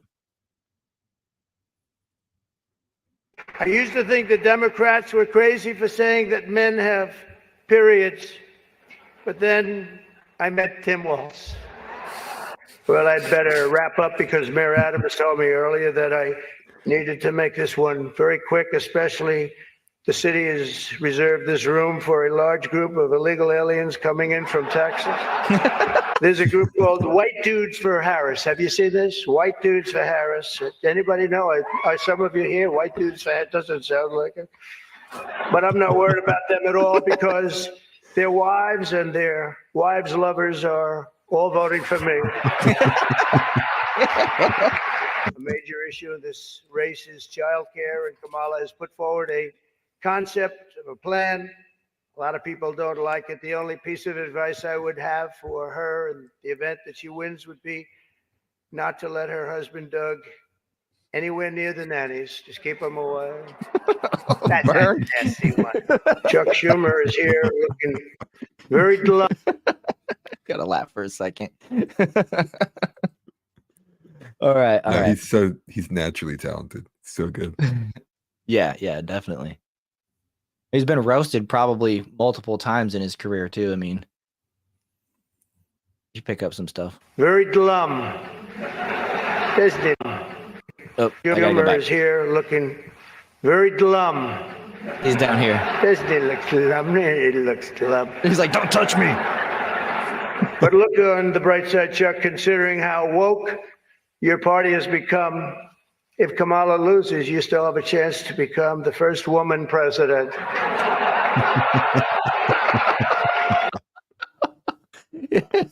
That's hilarious. You know what I just noticed about Chuck Schumer? He looks like he could be Harry Sisson's great grandpa. He's got an appearance for sure. He's got the same look. He looks like a goblin from Lord of the Rings is what he looks like. For real. Waiting for his nose to melt off. Yeah. He's got to stay in cold weather. It's just a weird position to sit in the whole time, with your hands in front of you.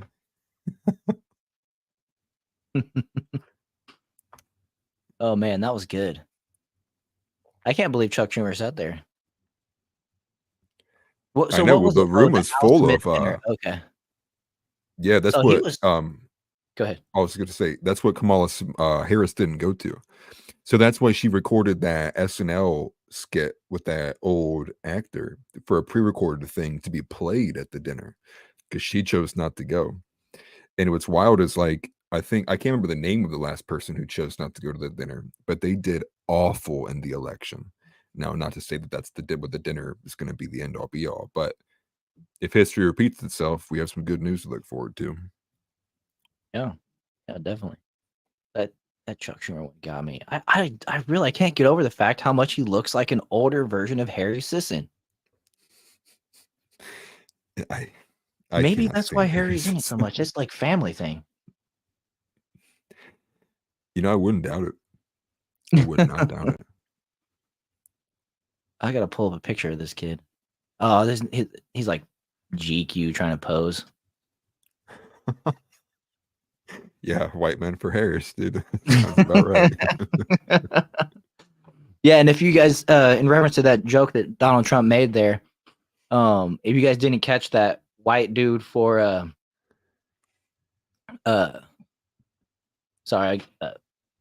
white dudes for Kamala video, we played it last week on this show, and my first impression was these guys are not straight, and it was just funny because just trying to be masculine to men and act like influence men, and it's just like these guys are pretty feminine, and then come to find out they're all actors.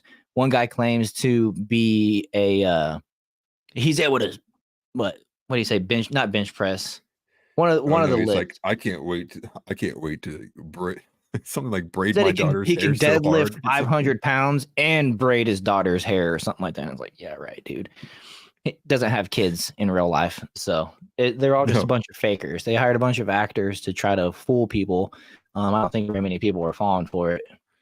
No, but, and what's wild is like two of them were like former like male porn stars too, like homosexual male porn stars. It's like, dude, like you couldn't have found a single. There wasn't one person that you could have grabbed that was straight to do this. Right. I mean, it just goes to show that they couldn't find a real farmer. They couldn't find a real mechanic. They couldn't find a real masculine dad that was going to go out there, be willing to take, $100, $200, whatever these guys got paid. I don't know, maybe more, probably more since they're professional actors. Yeah. To go and put their stance on camera and say, go in front of a camera and say, I'm going to vote for Kamala. Yeah. Oh man, that's which reminds me, did you see the mockery one? They made a mockery one. Oh no. Man. It's got the guy who used to be on Crowder. Let me see if I can pull it up real quick.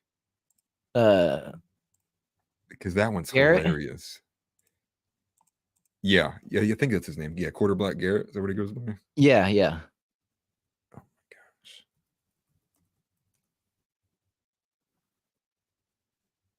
Yeah, oh my gosh, I got it right here. Drain is kind of a punk rock name. Yeah, he never acted like he didn't like it. We wouldn't have. Well, actually, we probably would have kept using it if he acted like he didn't like it. But I got it loaded and ready. He's a good guy. I'll say that.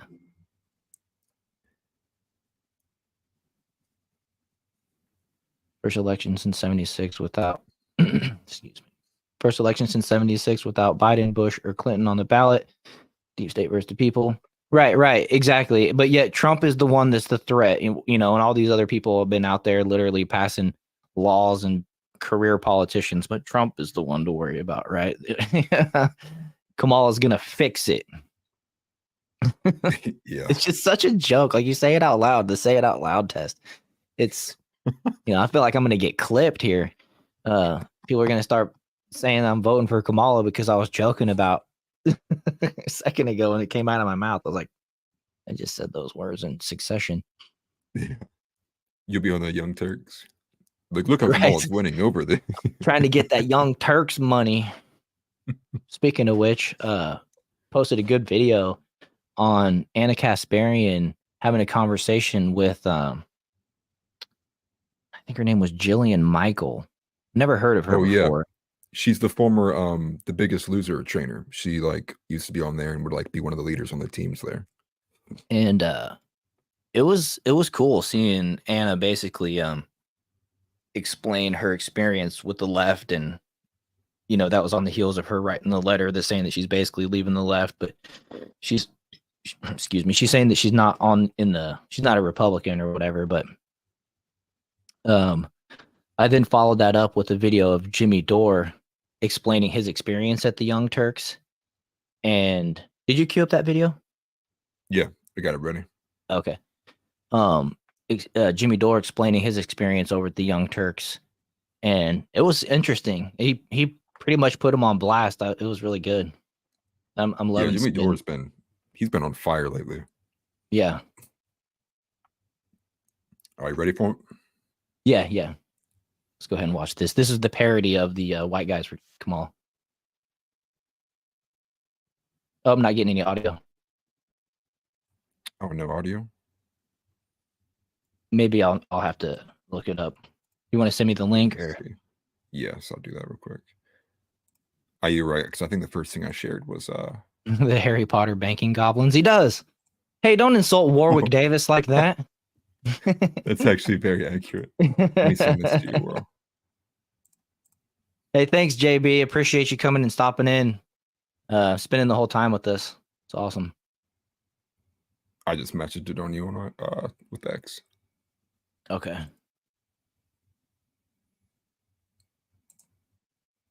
Let's see.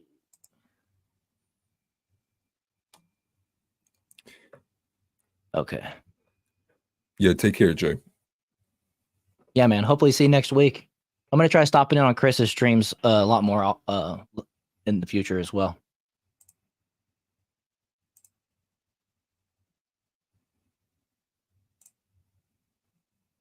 Sorry. Okay, let me cue this up here.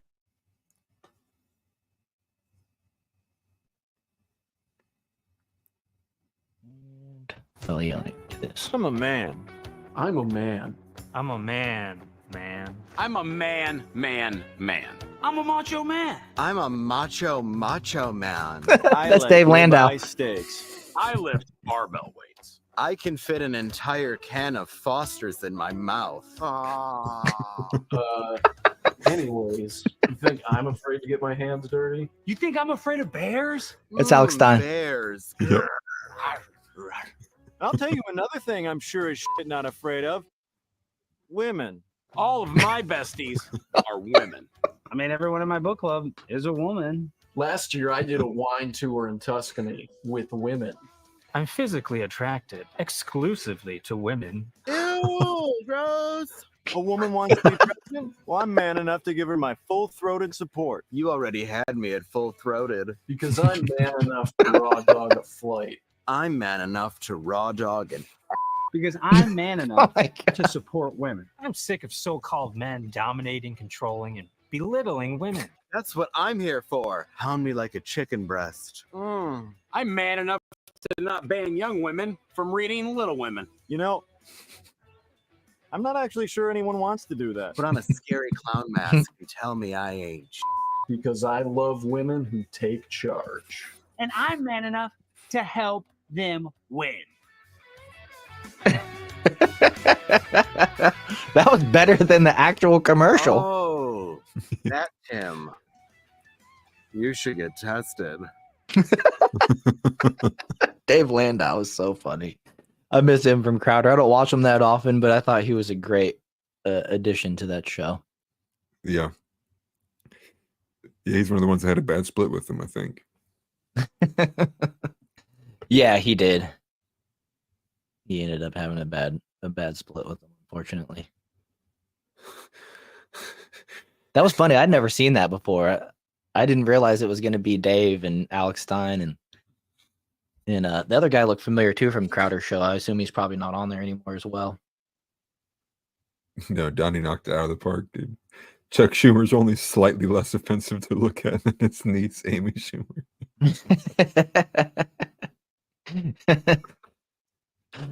I'm surprised YouTube lets you get that one off. Yeah, for real. I feel like we need to play the original video now, just to show the comparison. See if I can. Do you have access to the last week's outline? I did. I closed the tab. Let me see here. Dave lied about Crowder and lost in court. I didn't know that. I got it. I'll send it to you again. Okay, appreciate it. Oh, it's playing that one. Okay. This is so funny. Can offer you a laugh in these trying times. Yeah, for real. Now, this was the Kamala Harris campaign actually trying to be serious. This is not parody. And these guys are all actors too. They're not playing they're not real. I mean, so it's kind of parody. Yeah, right. Right. Theater kids, dude. I'm a man. I'm a man. I'm a man, man. And I'm man enough. I'm man enough to enjoy a barrel-proof bourbon. Neat. Man enough to cook my steak rare. Man enough to deadlift 500, then braid the out of my daughter's hair. You think I'm afraid to rebuild a carburetor? I eat carburetors for breakfast. I ain't afraid of bears. That's what bear hugs are for. I'll tell you another thing I sure as shit am not afraid of. Women. I'm not afraid of women. I'm not afraid of women. They want to control their bodies? I say go for it. They want to use IVF to start a family? I'm not afraid of families. They want to be childless cat ladies? Have all the cats you want. Woman wants to be president? Well, I hope she has the guts to look me right in the eye and accept my full-throated endorsement. Because I'm man enough to support women. Man enough to know what kind of donuts I like. Man enough to admit I'm lost, even when I refuse to ask for directions. Man enough to not ban young women from reading Little Women. Or one of those pants books that the sisters like. I'm man enough to raw dog a flight. It sucked. Not worth it. I'm man enough to be emotional in front of my wife. In front of my kids. In front of my horse. I'm man enough to tell you that I cry at Love Actually, Good Will Hunting, West Side Story, and Predator. And I'm sick of so-called men domineering, belittling, and controlling women just so they can feel more powerful. That's not how my mama raised me. I love women. I love women who support their families. Women who decide not to have families. Women who take charge. And I'm man enough to help them win. That was like not that far off from the parody. That's crazy. So cringe. Like, please stop playing it. Bill the Butcher. Beta. Oh, Jesse Lee Peters. Oh, man. Yeah, that's what I was going to say. Jesse Lee Peters' voice. Beta. Bigger gonads than these asshats. That's hilarious. You know, Jay asked a question there. One last thing. Did you hear about Zelensky saying he would request nukes if he can't get NATO support? I didn't, but who's he gonna get the nukes from? I guess maybe I don't know. That's just crazy. That's hopefully they say no. No to both, really. Yeah, I mean, what's crazy is it's like, would that I didn't be a hear go about around? that.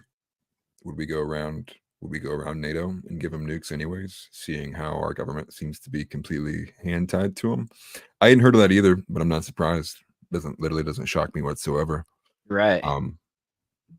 So who knows? I doubt it though. The look in trying to, what's the word? The public opinion of something like that happening, like, no way.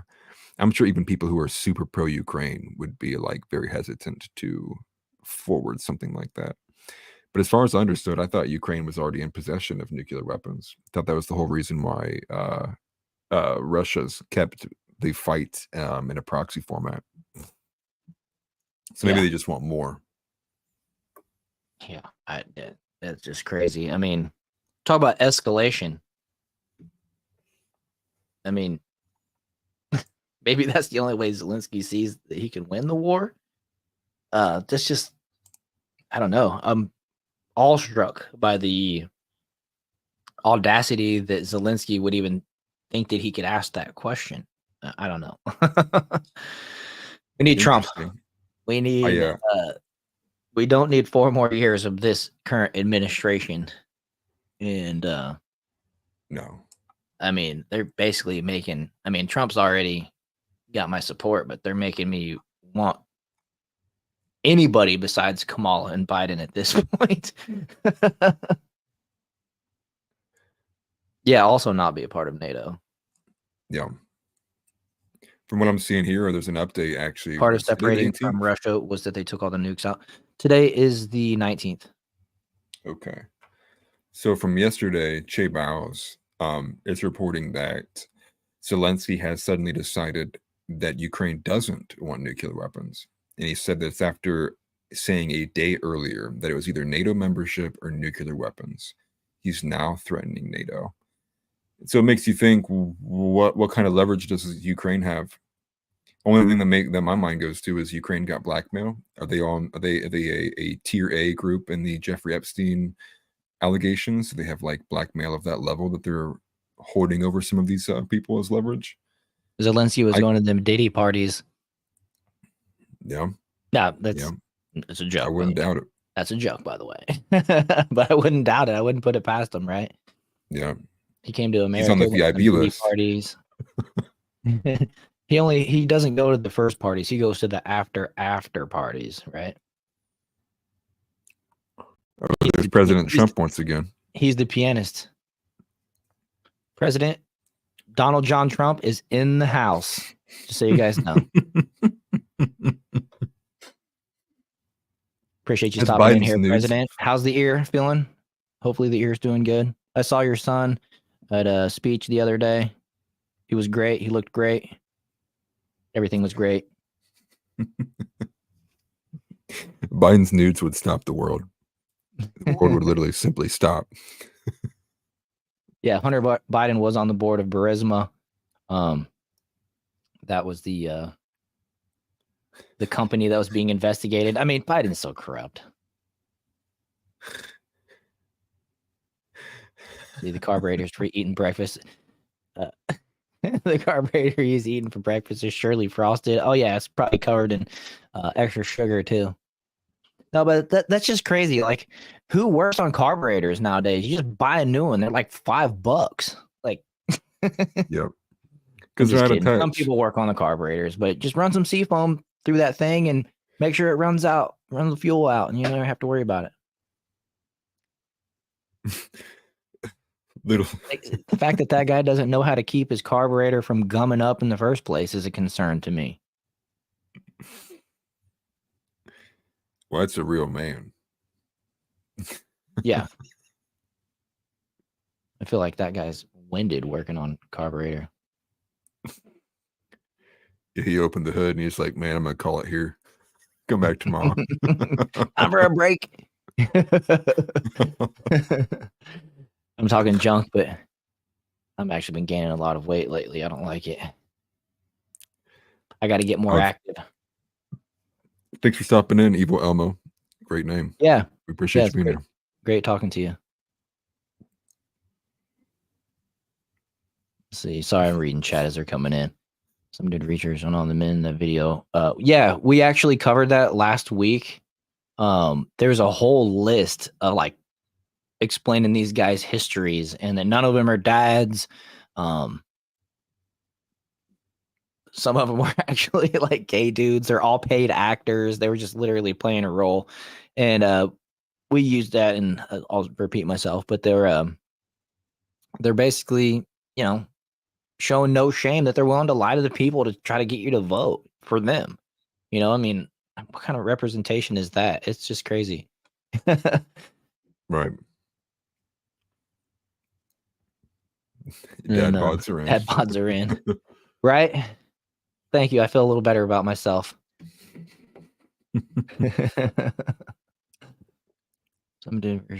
Yeah, that's crazy. Yeah, I think the account that broke it. President, like go ahead. Well, I was just going to say the account I think that broke that little article about them all being fake and paid people. His account name was like 8th Century Wood Chipper. I thought that was hilarious. That is funny. I was gonna say, by the way, President Donald Trump, we just played your 5 jokes from the dinner. It was a good laugh. We appreciate that. 10 out of 10. JB couldn't stay away. Appreciate that. It's awesome. Let's see, what other one-offs can we do? Lost quarter of a thumb 2 years ago. Oh. The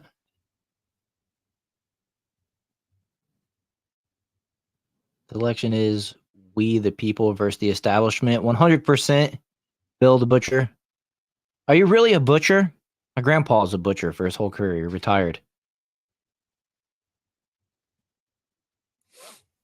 He actually, he's a cool dude, my grandpa. I kind of rock this look because I remind myself of him. But he's cool. He built his own Harley after he retired, and I think it was Hot Bike did an article on him. Like, Butcher builds Harley. It was cool. That's awesome.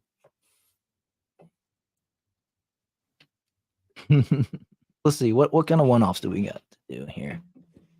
I'm trying to remember. Hold on, I got to get out of the old outline. U.S. sends Ukraine another $425 million.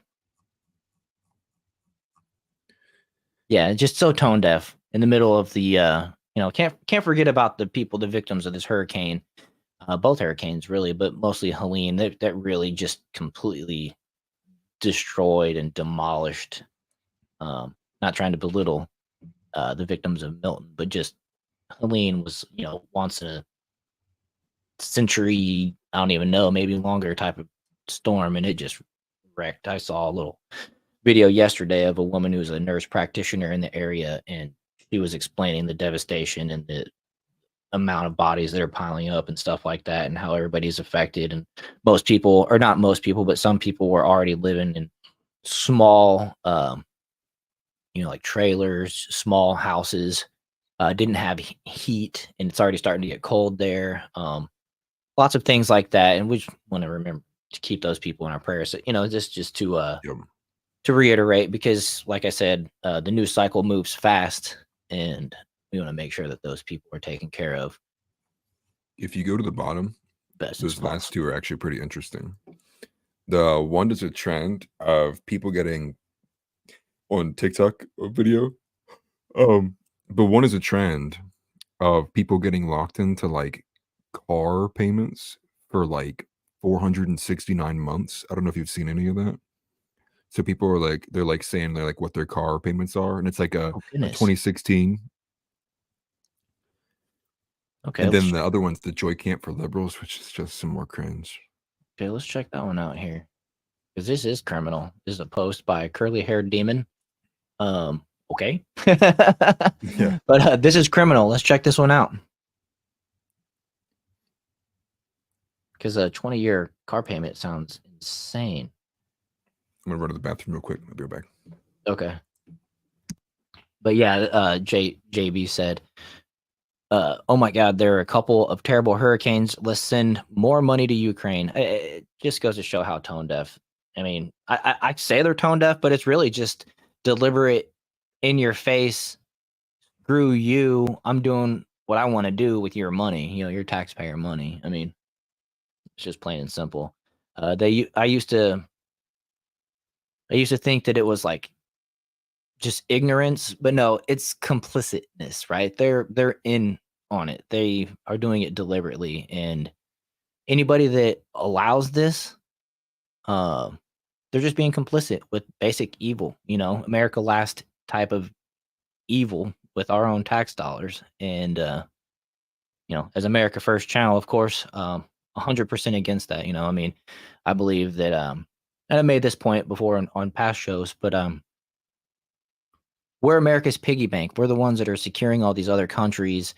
And before the hurricanes hit, I was saying, where's the money coming back from all of our allies? Why hasn't Ben Shapiro's favorite country, for example, contributed to finishing our border wall, right? We scratch your back, you scratch our back. We're contributing to each other's defenses, right? No, it's just always one-way flow. And then now we had these 2 back-to-back hurricanes, complete devastation, and where is our foreign aid? It's just never in the equation, and it's disappointing. And it just exposes our leaders as being corrupt, evil, assholes, right? Yeah, I love that Aiden Howard, America only. I mean, for my tax dollars, I'm 100% right there with you. I wanted to point out, I said I was going to show I had something to show you guys during the Brett Baer interview with Kamala that I hadn't seen anybody point out yet. And let me try to find this real quick because I do want to show you guys this. This was, like I said, I haven't seen anybody point this out. I'm not claiming to be the first, but I haven't seen it yet. Oh, goodness. Maybe I just retweeted it. Let me look through my profile here. You guys get to see what I like to repost. Oh, I don't have it up. Okay. Okay. I got it right here. Okay, got two things. This one's funny too.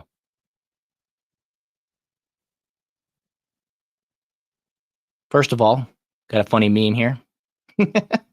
This is Mark Cuban, by the way. He's doing his best Rachel Maddow impersonation. That's a good one. But really, this is what I wanted to show you. And I'm not going to play the full interview. I'm just going to wait till they get to a shot of looking directly at Kamala. Prince, would you? Let's see.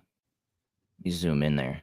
It's like, oh God, no, please. Can you guys see? Can you guys see this right here? Do you see those earrings? Do those earrings look familiar to anybody? You know what I'm talking about, right? They're one of two things. They're either the same Bluetooth earrings that she wore during the debate with Donald Trump, or they're $800 Tiffany earrings. Either way, she's rich and she's going to wear a person's house payment on her ears, right? I mean, get out of here. Like, seriously. But I think it's hilarious that she wore the same exact earrings after being accused of wearing Bluetooth earrings, listening devices. In the two, like, the interview that wasn't easy, that was like from an opposition, the two instances in her campaign that were facing an opposition, right? Not just up with somebody that's going to ask the questions that she's supposed to answer. And a lot of people say that she's actually been given the questions in all these interviews ahead of time. I think it's actually a step further than that, in that her team is telling the interviewers what questions you're allowed to answer and what topics you're not allowed to mention. Because if you notice, nobody has referred to her getting completely destroyed by Tulsi Gabbard when she was trying to beat Joe Biden in 2020. That literally ended her campaign, where she still wasn't able to get one electoral or not electoral vote delegate, just like she wasn't this time. I mean, she did this time by making phone calls after Biden was forced out, but not one American has been able to,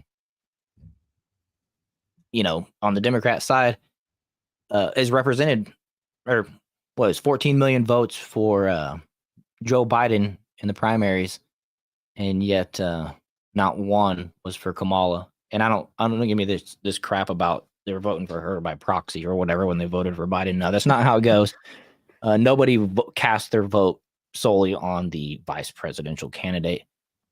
In my opinion, it matters, but it does. That's not the reason why people go vote.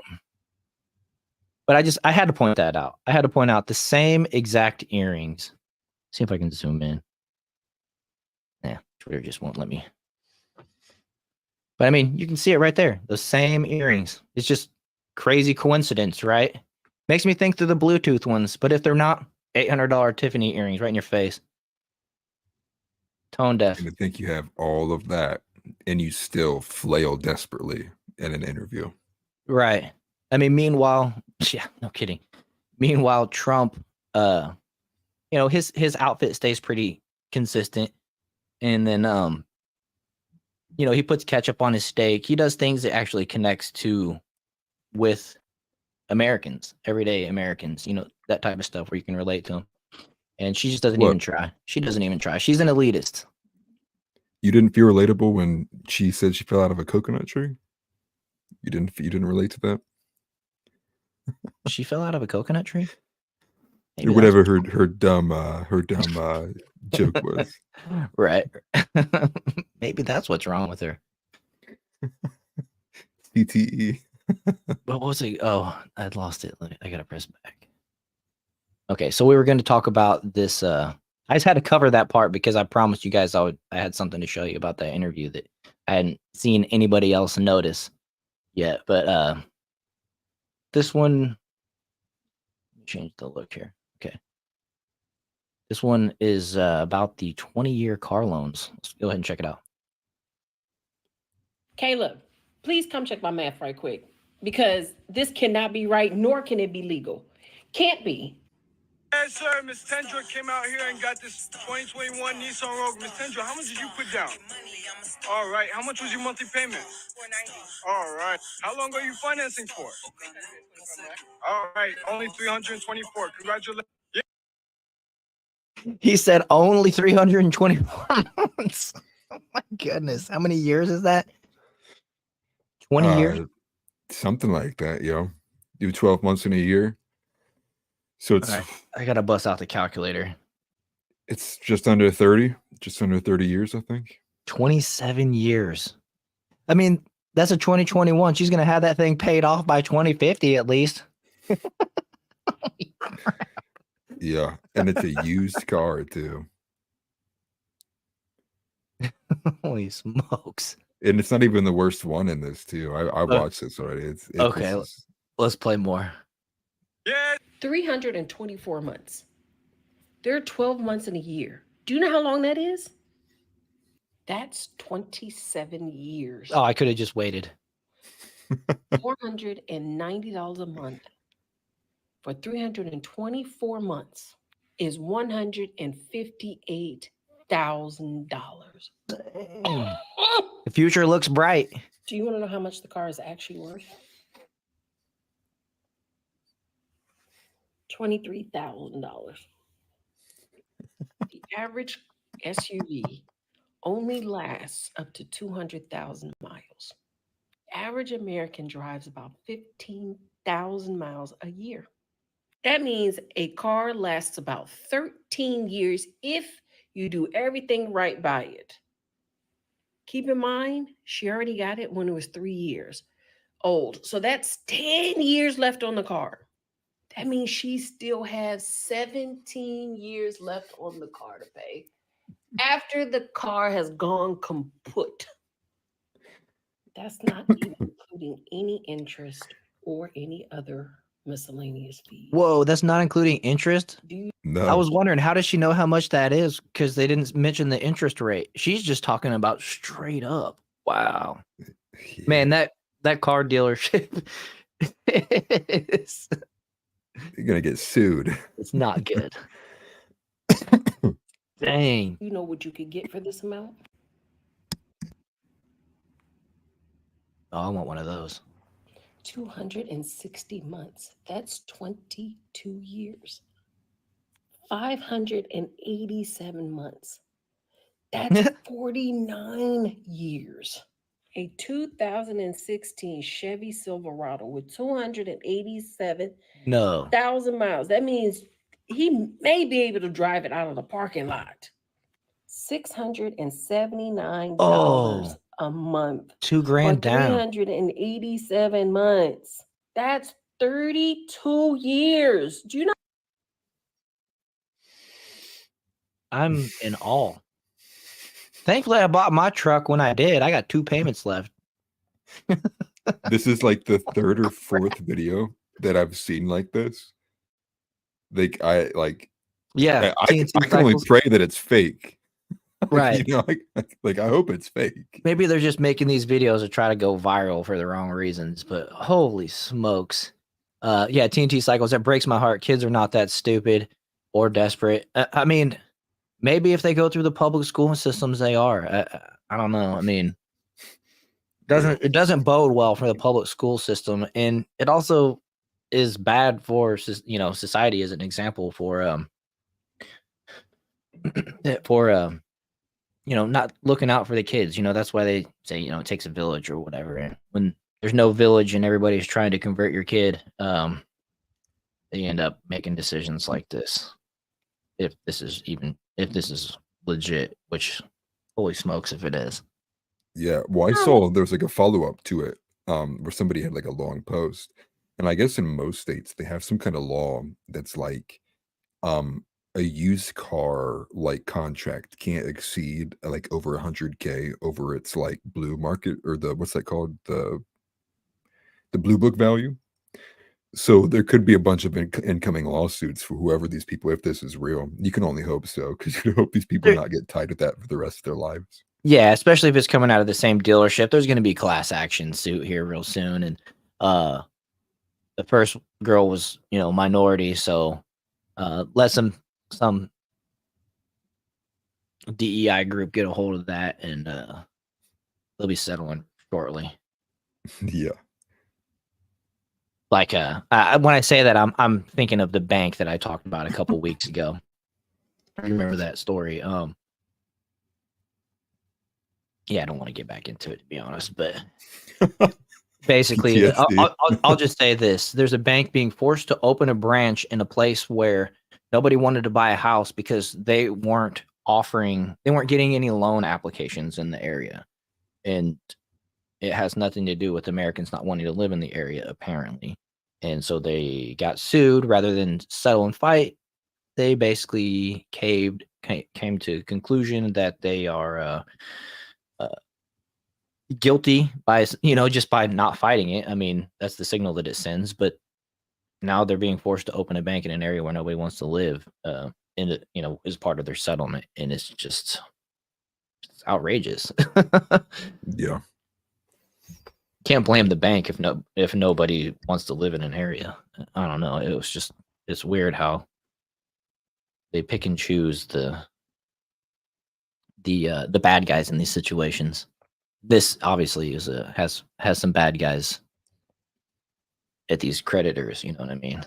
It's crazy. Mm-hmm. Putting kids putting kids in debt, taking advantage of kids, even with colleges, student loans and things like that. Putting these kids in these huge amounts of debt before they really know who or what they want to do with their lives, what they want to be with their lives. I think it's taking advantage of kids, taking advantage of the youth. Noted, Oyden. I just saw that. If you're not back next week, I will be concerned. Like I said, I'm gonna also try to co-stream this onto Rumble next week, so maybe I'll catch you on Rumble instead of YouTube. So I'll be looking for that. But wow, what a shame. And then you say you had another one off that you wanted to play here? Yeah, it's a super short one. It's just the one that was right underneath it. It's called Joy Camp for Liberals. It's from Ollie London. I must have scrolled away. It's at the very, very bottom. It's the last thing. Okay.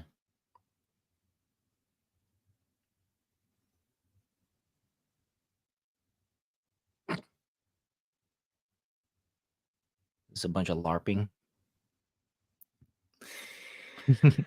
I wish I could quantify it. Don't really understand what's going on. Okay, so Ollie London, if you guys don't know, he is a person who used to be trans, used to identify as trans. Is that what it was? Yeah, they started as trans, and then they became like trans Korean because he had some fetish of Korean people. Right. So he had a bunch of plastic surgery, and then he to make himself look Korean, essentially, and then woke up to the whole thing, and he's got his mind right. At least he's out of that dark place, I would say. But so he's a pretty good follow here on X as well. But group of liberals take part in a bizarre laughing ritual in a forest to help them experience joy while being sober. This is right next door to the crying camp, which is also next door to the just scream at the top of your lungs camp. They're all liberal things. Yeah. I made so those last pathetic. parts up, by the way. Here's 14 seconds. Let's watch. Oh, that's kind of loud. Sorry. You have headphones on. Don't feel. I got blasted too. Sorry.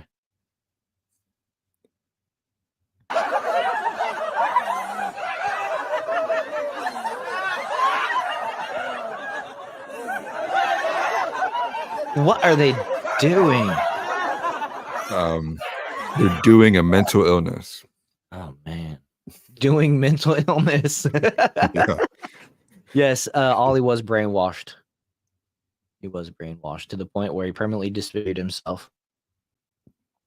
Yeah. But that was probably the second most cringe thing I've seen all day to the Kamala Harris gay dudes for Kamala ad or whatever that was. It's man. I mean, what do you do with that? It's not only that they're laughing like that, like it's like a bunch of demons in the forest, but then like the little like touch on the arm, like, ooh, that tickles. Like, what are they doing? Can't believe I just did that on video. Just oh my gosh. Nobody clipped that. Nobody clipped that. I was making fun of what we saw. Yeah, nobody clipped the 2 hour and 35-minute mark. Yeah, they're laughing at each other. It's just ridiculous. The grown man in the pink jumpsuit. It was a cool jumpsuit. Just look at that. It's not pink, it's salmon. The Joker's goons. I like that. Yep. Yeah. Yeah. You know what? Yeah. I wonder. gas. Corey Davis said, don't touch me like that unless you mean it. LOL. That's funny. I wonder if they asked permission first. You ever seen how like the super woke, they'll go in to get their haircut and then the barber or whatever will say, man, do I have your permission to touch your hair? It's like, bro, I'm sitting in the freaking chair. What are you talking about? Yeah.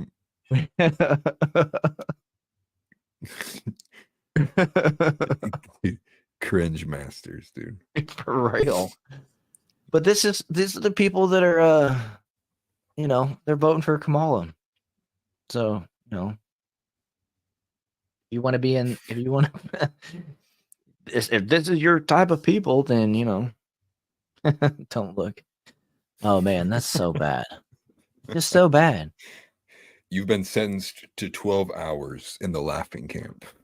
For real. Please, no. Send me to 25 years in prison. For real. You take away all my commissary. I do not want to go to laughing camp. Oh, man. This is conversion therapy, but to make straight men gay. For real. Yeah, right? I thought they got mad at Chick-fil-A for doing that. Didn't they cancel Chick-fil-A for doing this exact thing? Trying to turn the case back straight. The Chick-fil-A got canceled for being closed on Sunday. Nobody liked that. Right? Seems like every time I buy a Chick-fil-A, it's Sunday. It saves me $25 on 4 chicken sandwiches, though, but it's still worth it. It is pretty good. I can't lie. Oh, yeah, for sure. Well, we've run 40 minutes over. Kind of run the gambit on our stuff. Do we have anything else? I mean, I'm not like I'm in a hurry to jump off, but let's see. You did a good job putting together this outline, by the way. Sorry for the silence, everybody. No, nothing. I guess that's major. We covered the funny stuff. That's what I wanted to do. Father rips apart school board for their inaction to protect his daughter against a boy who washed the bathroom. I mean, that title just says enough right there. Dave, thanks, man. Appreciate you guys. It's really been fun having everybody in here. I like seeing all the familiar faces and stuff like that.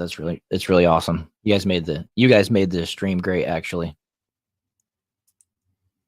Yeah, I echo everything that World said and more. So yeah, let's just go ahead and wrap it up there. Like I said, I do appreciate everybody being here and participating in chat. You guys have really made my Saturday night great. I appreciate that. And it's nice to see like-minded individuals and engage in this types of conversation and stuff like that. You know, you only really get that from a Trump rally outside of these types of scenarios. But I'm glad you guys, Corey, I'm glad you came to listen to. I'm glad you had a great time. Yeah, nice to meet you guys as well. Yeah. And just in closing, we're here every Saturday, 8 p.m. Eastern time. To usually 10 p.m. is the time slot. But just like tonight, if things are going fun and we have plenty to talk about, we'll keep it going. Don't have anything coming up, so yeah, just for the foreseeable future, that will be the schedule. And if you're on X, go follow me. I'm Worrell on X. And then, make sure to hit that subscribe button if you guys haven't. And then smash the like button. Yeah, smash the like button. I made some pretty cool shirts. If you want to just check them out, you don't have to buy anything, but I would like some feedback on the shirts that I put together in the spring account. By the way, if you guys don't mind, I think that'd be pretty cool to get some feedback on those. And then what else? Let them know where they can find you, and then we'll get out of here. Yeah, showed it earlier on the show. You can find me at Atlas Thugged on YouTube. That's my primary, and then on X as well at Atlas_Thugged_. Do a lot more of longer pieces on X. I like to write, so sometimes I'll do a bit of couple of threads here and there, or post the occasional video with analysis and things like that. And yeah, you might find me a bit more radical. Most people generally do. I am a Christian nationalist. I don't hide away from that fact. So we probably have some things we probably disagree with, but like always, I appreciate conversation and engaging and going back and forth, especially if somebody's got a good argument. Anything better than liberal progressive trash. But once again, appreciate everybody for being here. It means a lot.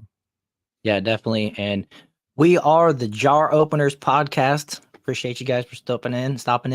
I always forget to mention that this is the Jar Openers podcast. So anyways, see you guys next week.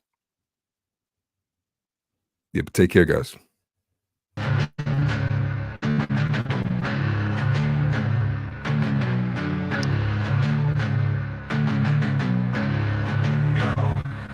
Let's roll rolling and let's talk. We here to bring the truth. Jar open this podcast. We breaking through the fake news. They try to silence us, but we will be subdued. We're bearded alpha males here to save the youth. Spitting fire on the mic with the bass Christian takes. Exposing the lies, keeping the demons at bay. We ain't afraid to speak up.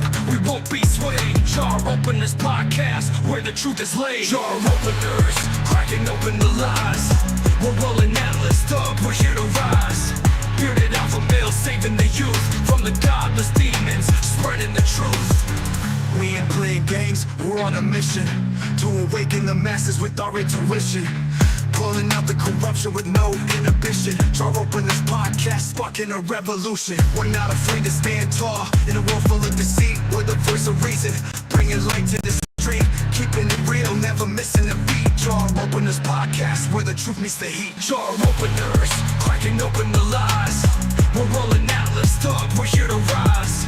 Bearded alpha males saving the youth from the godless demons, spreading the truth. Jar Openers podcast, where the truth will never cease. Join us on the journey to bring back peace. We're rolling Atlas Thugged, fearless in our release. Jar Openers podcast, where the lies will decrease.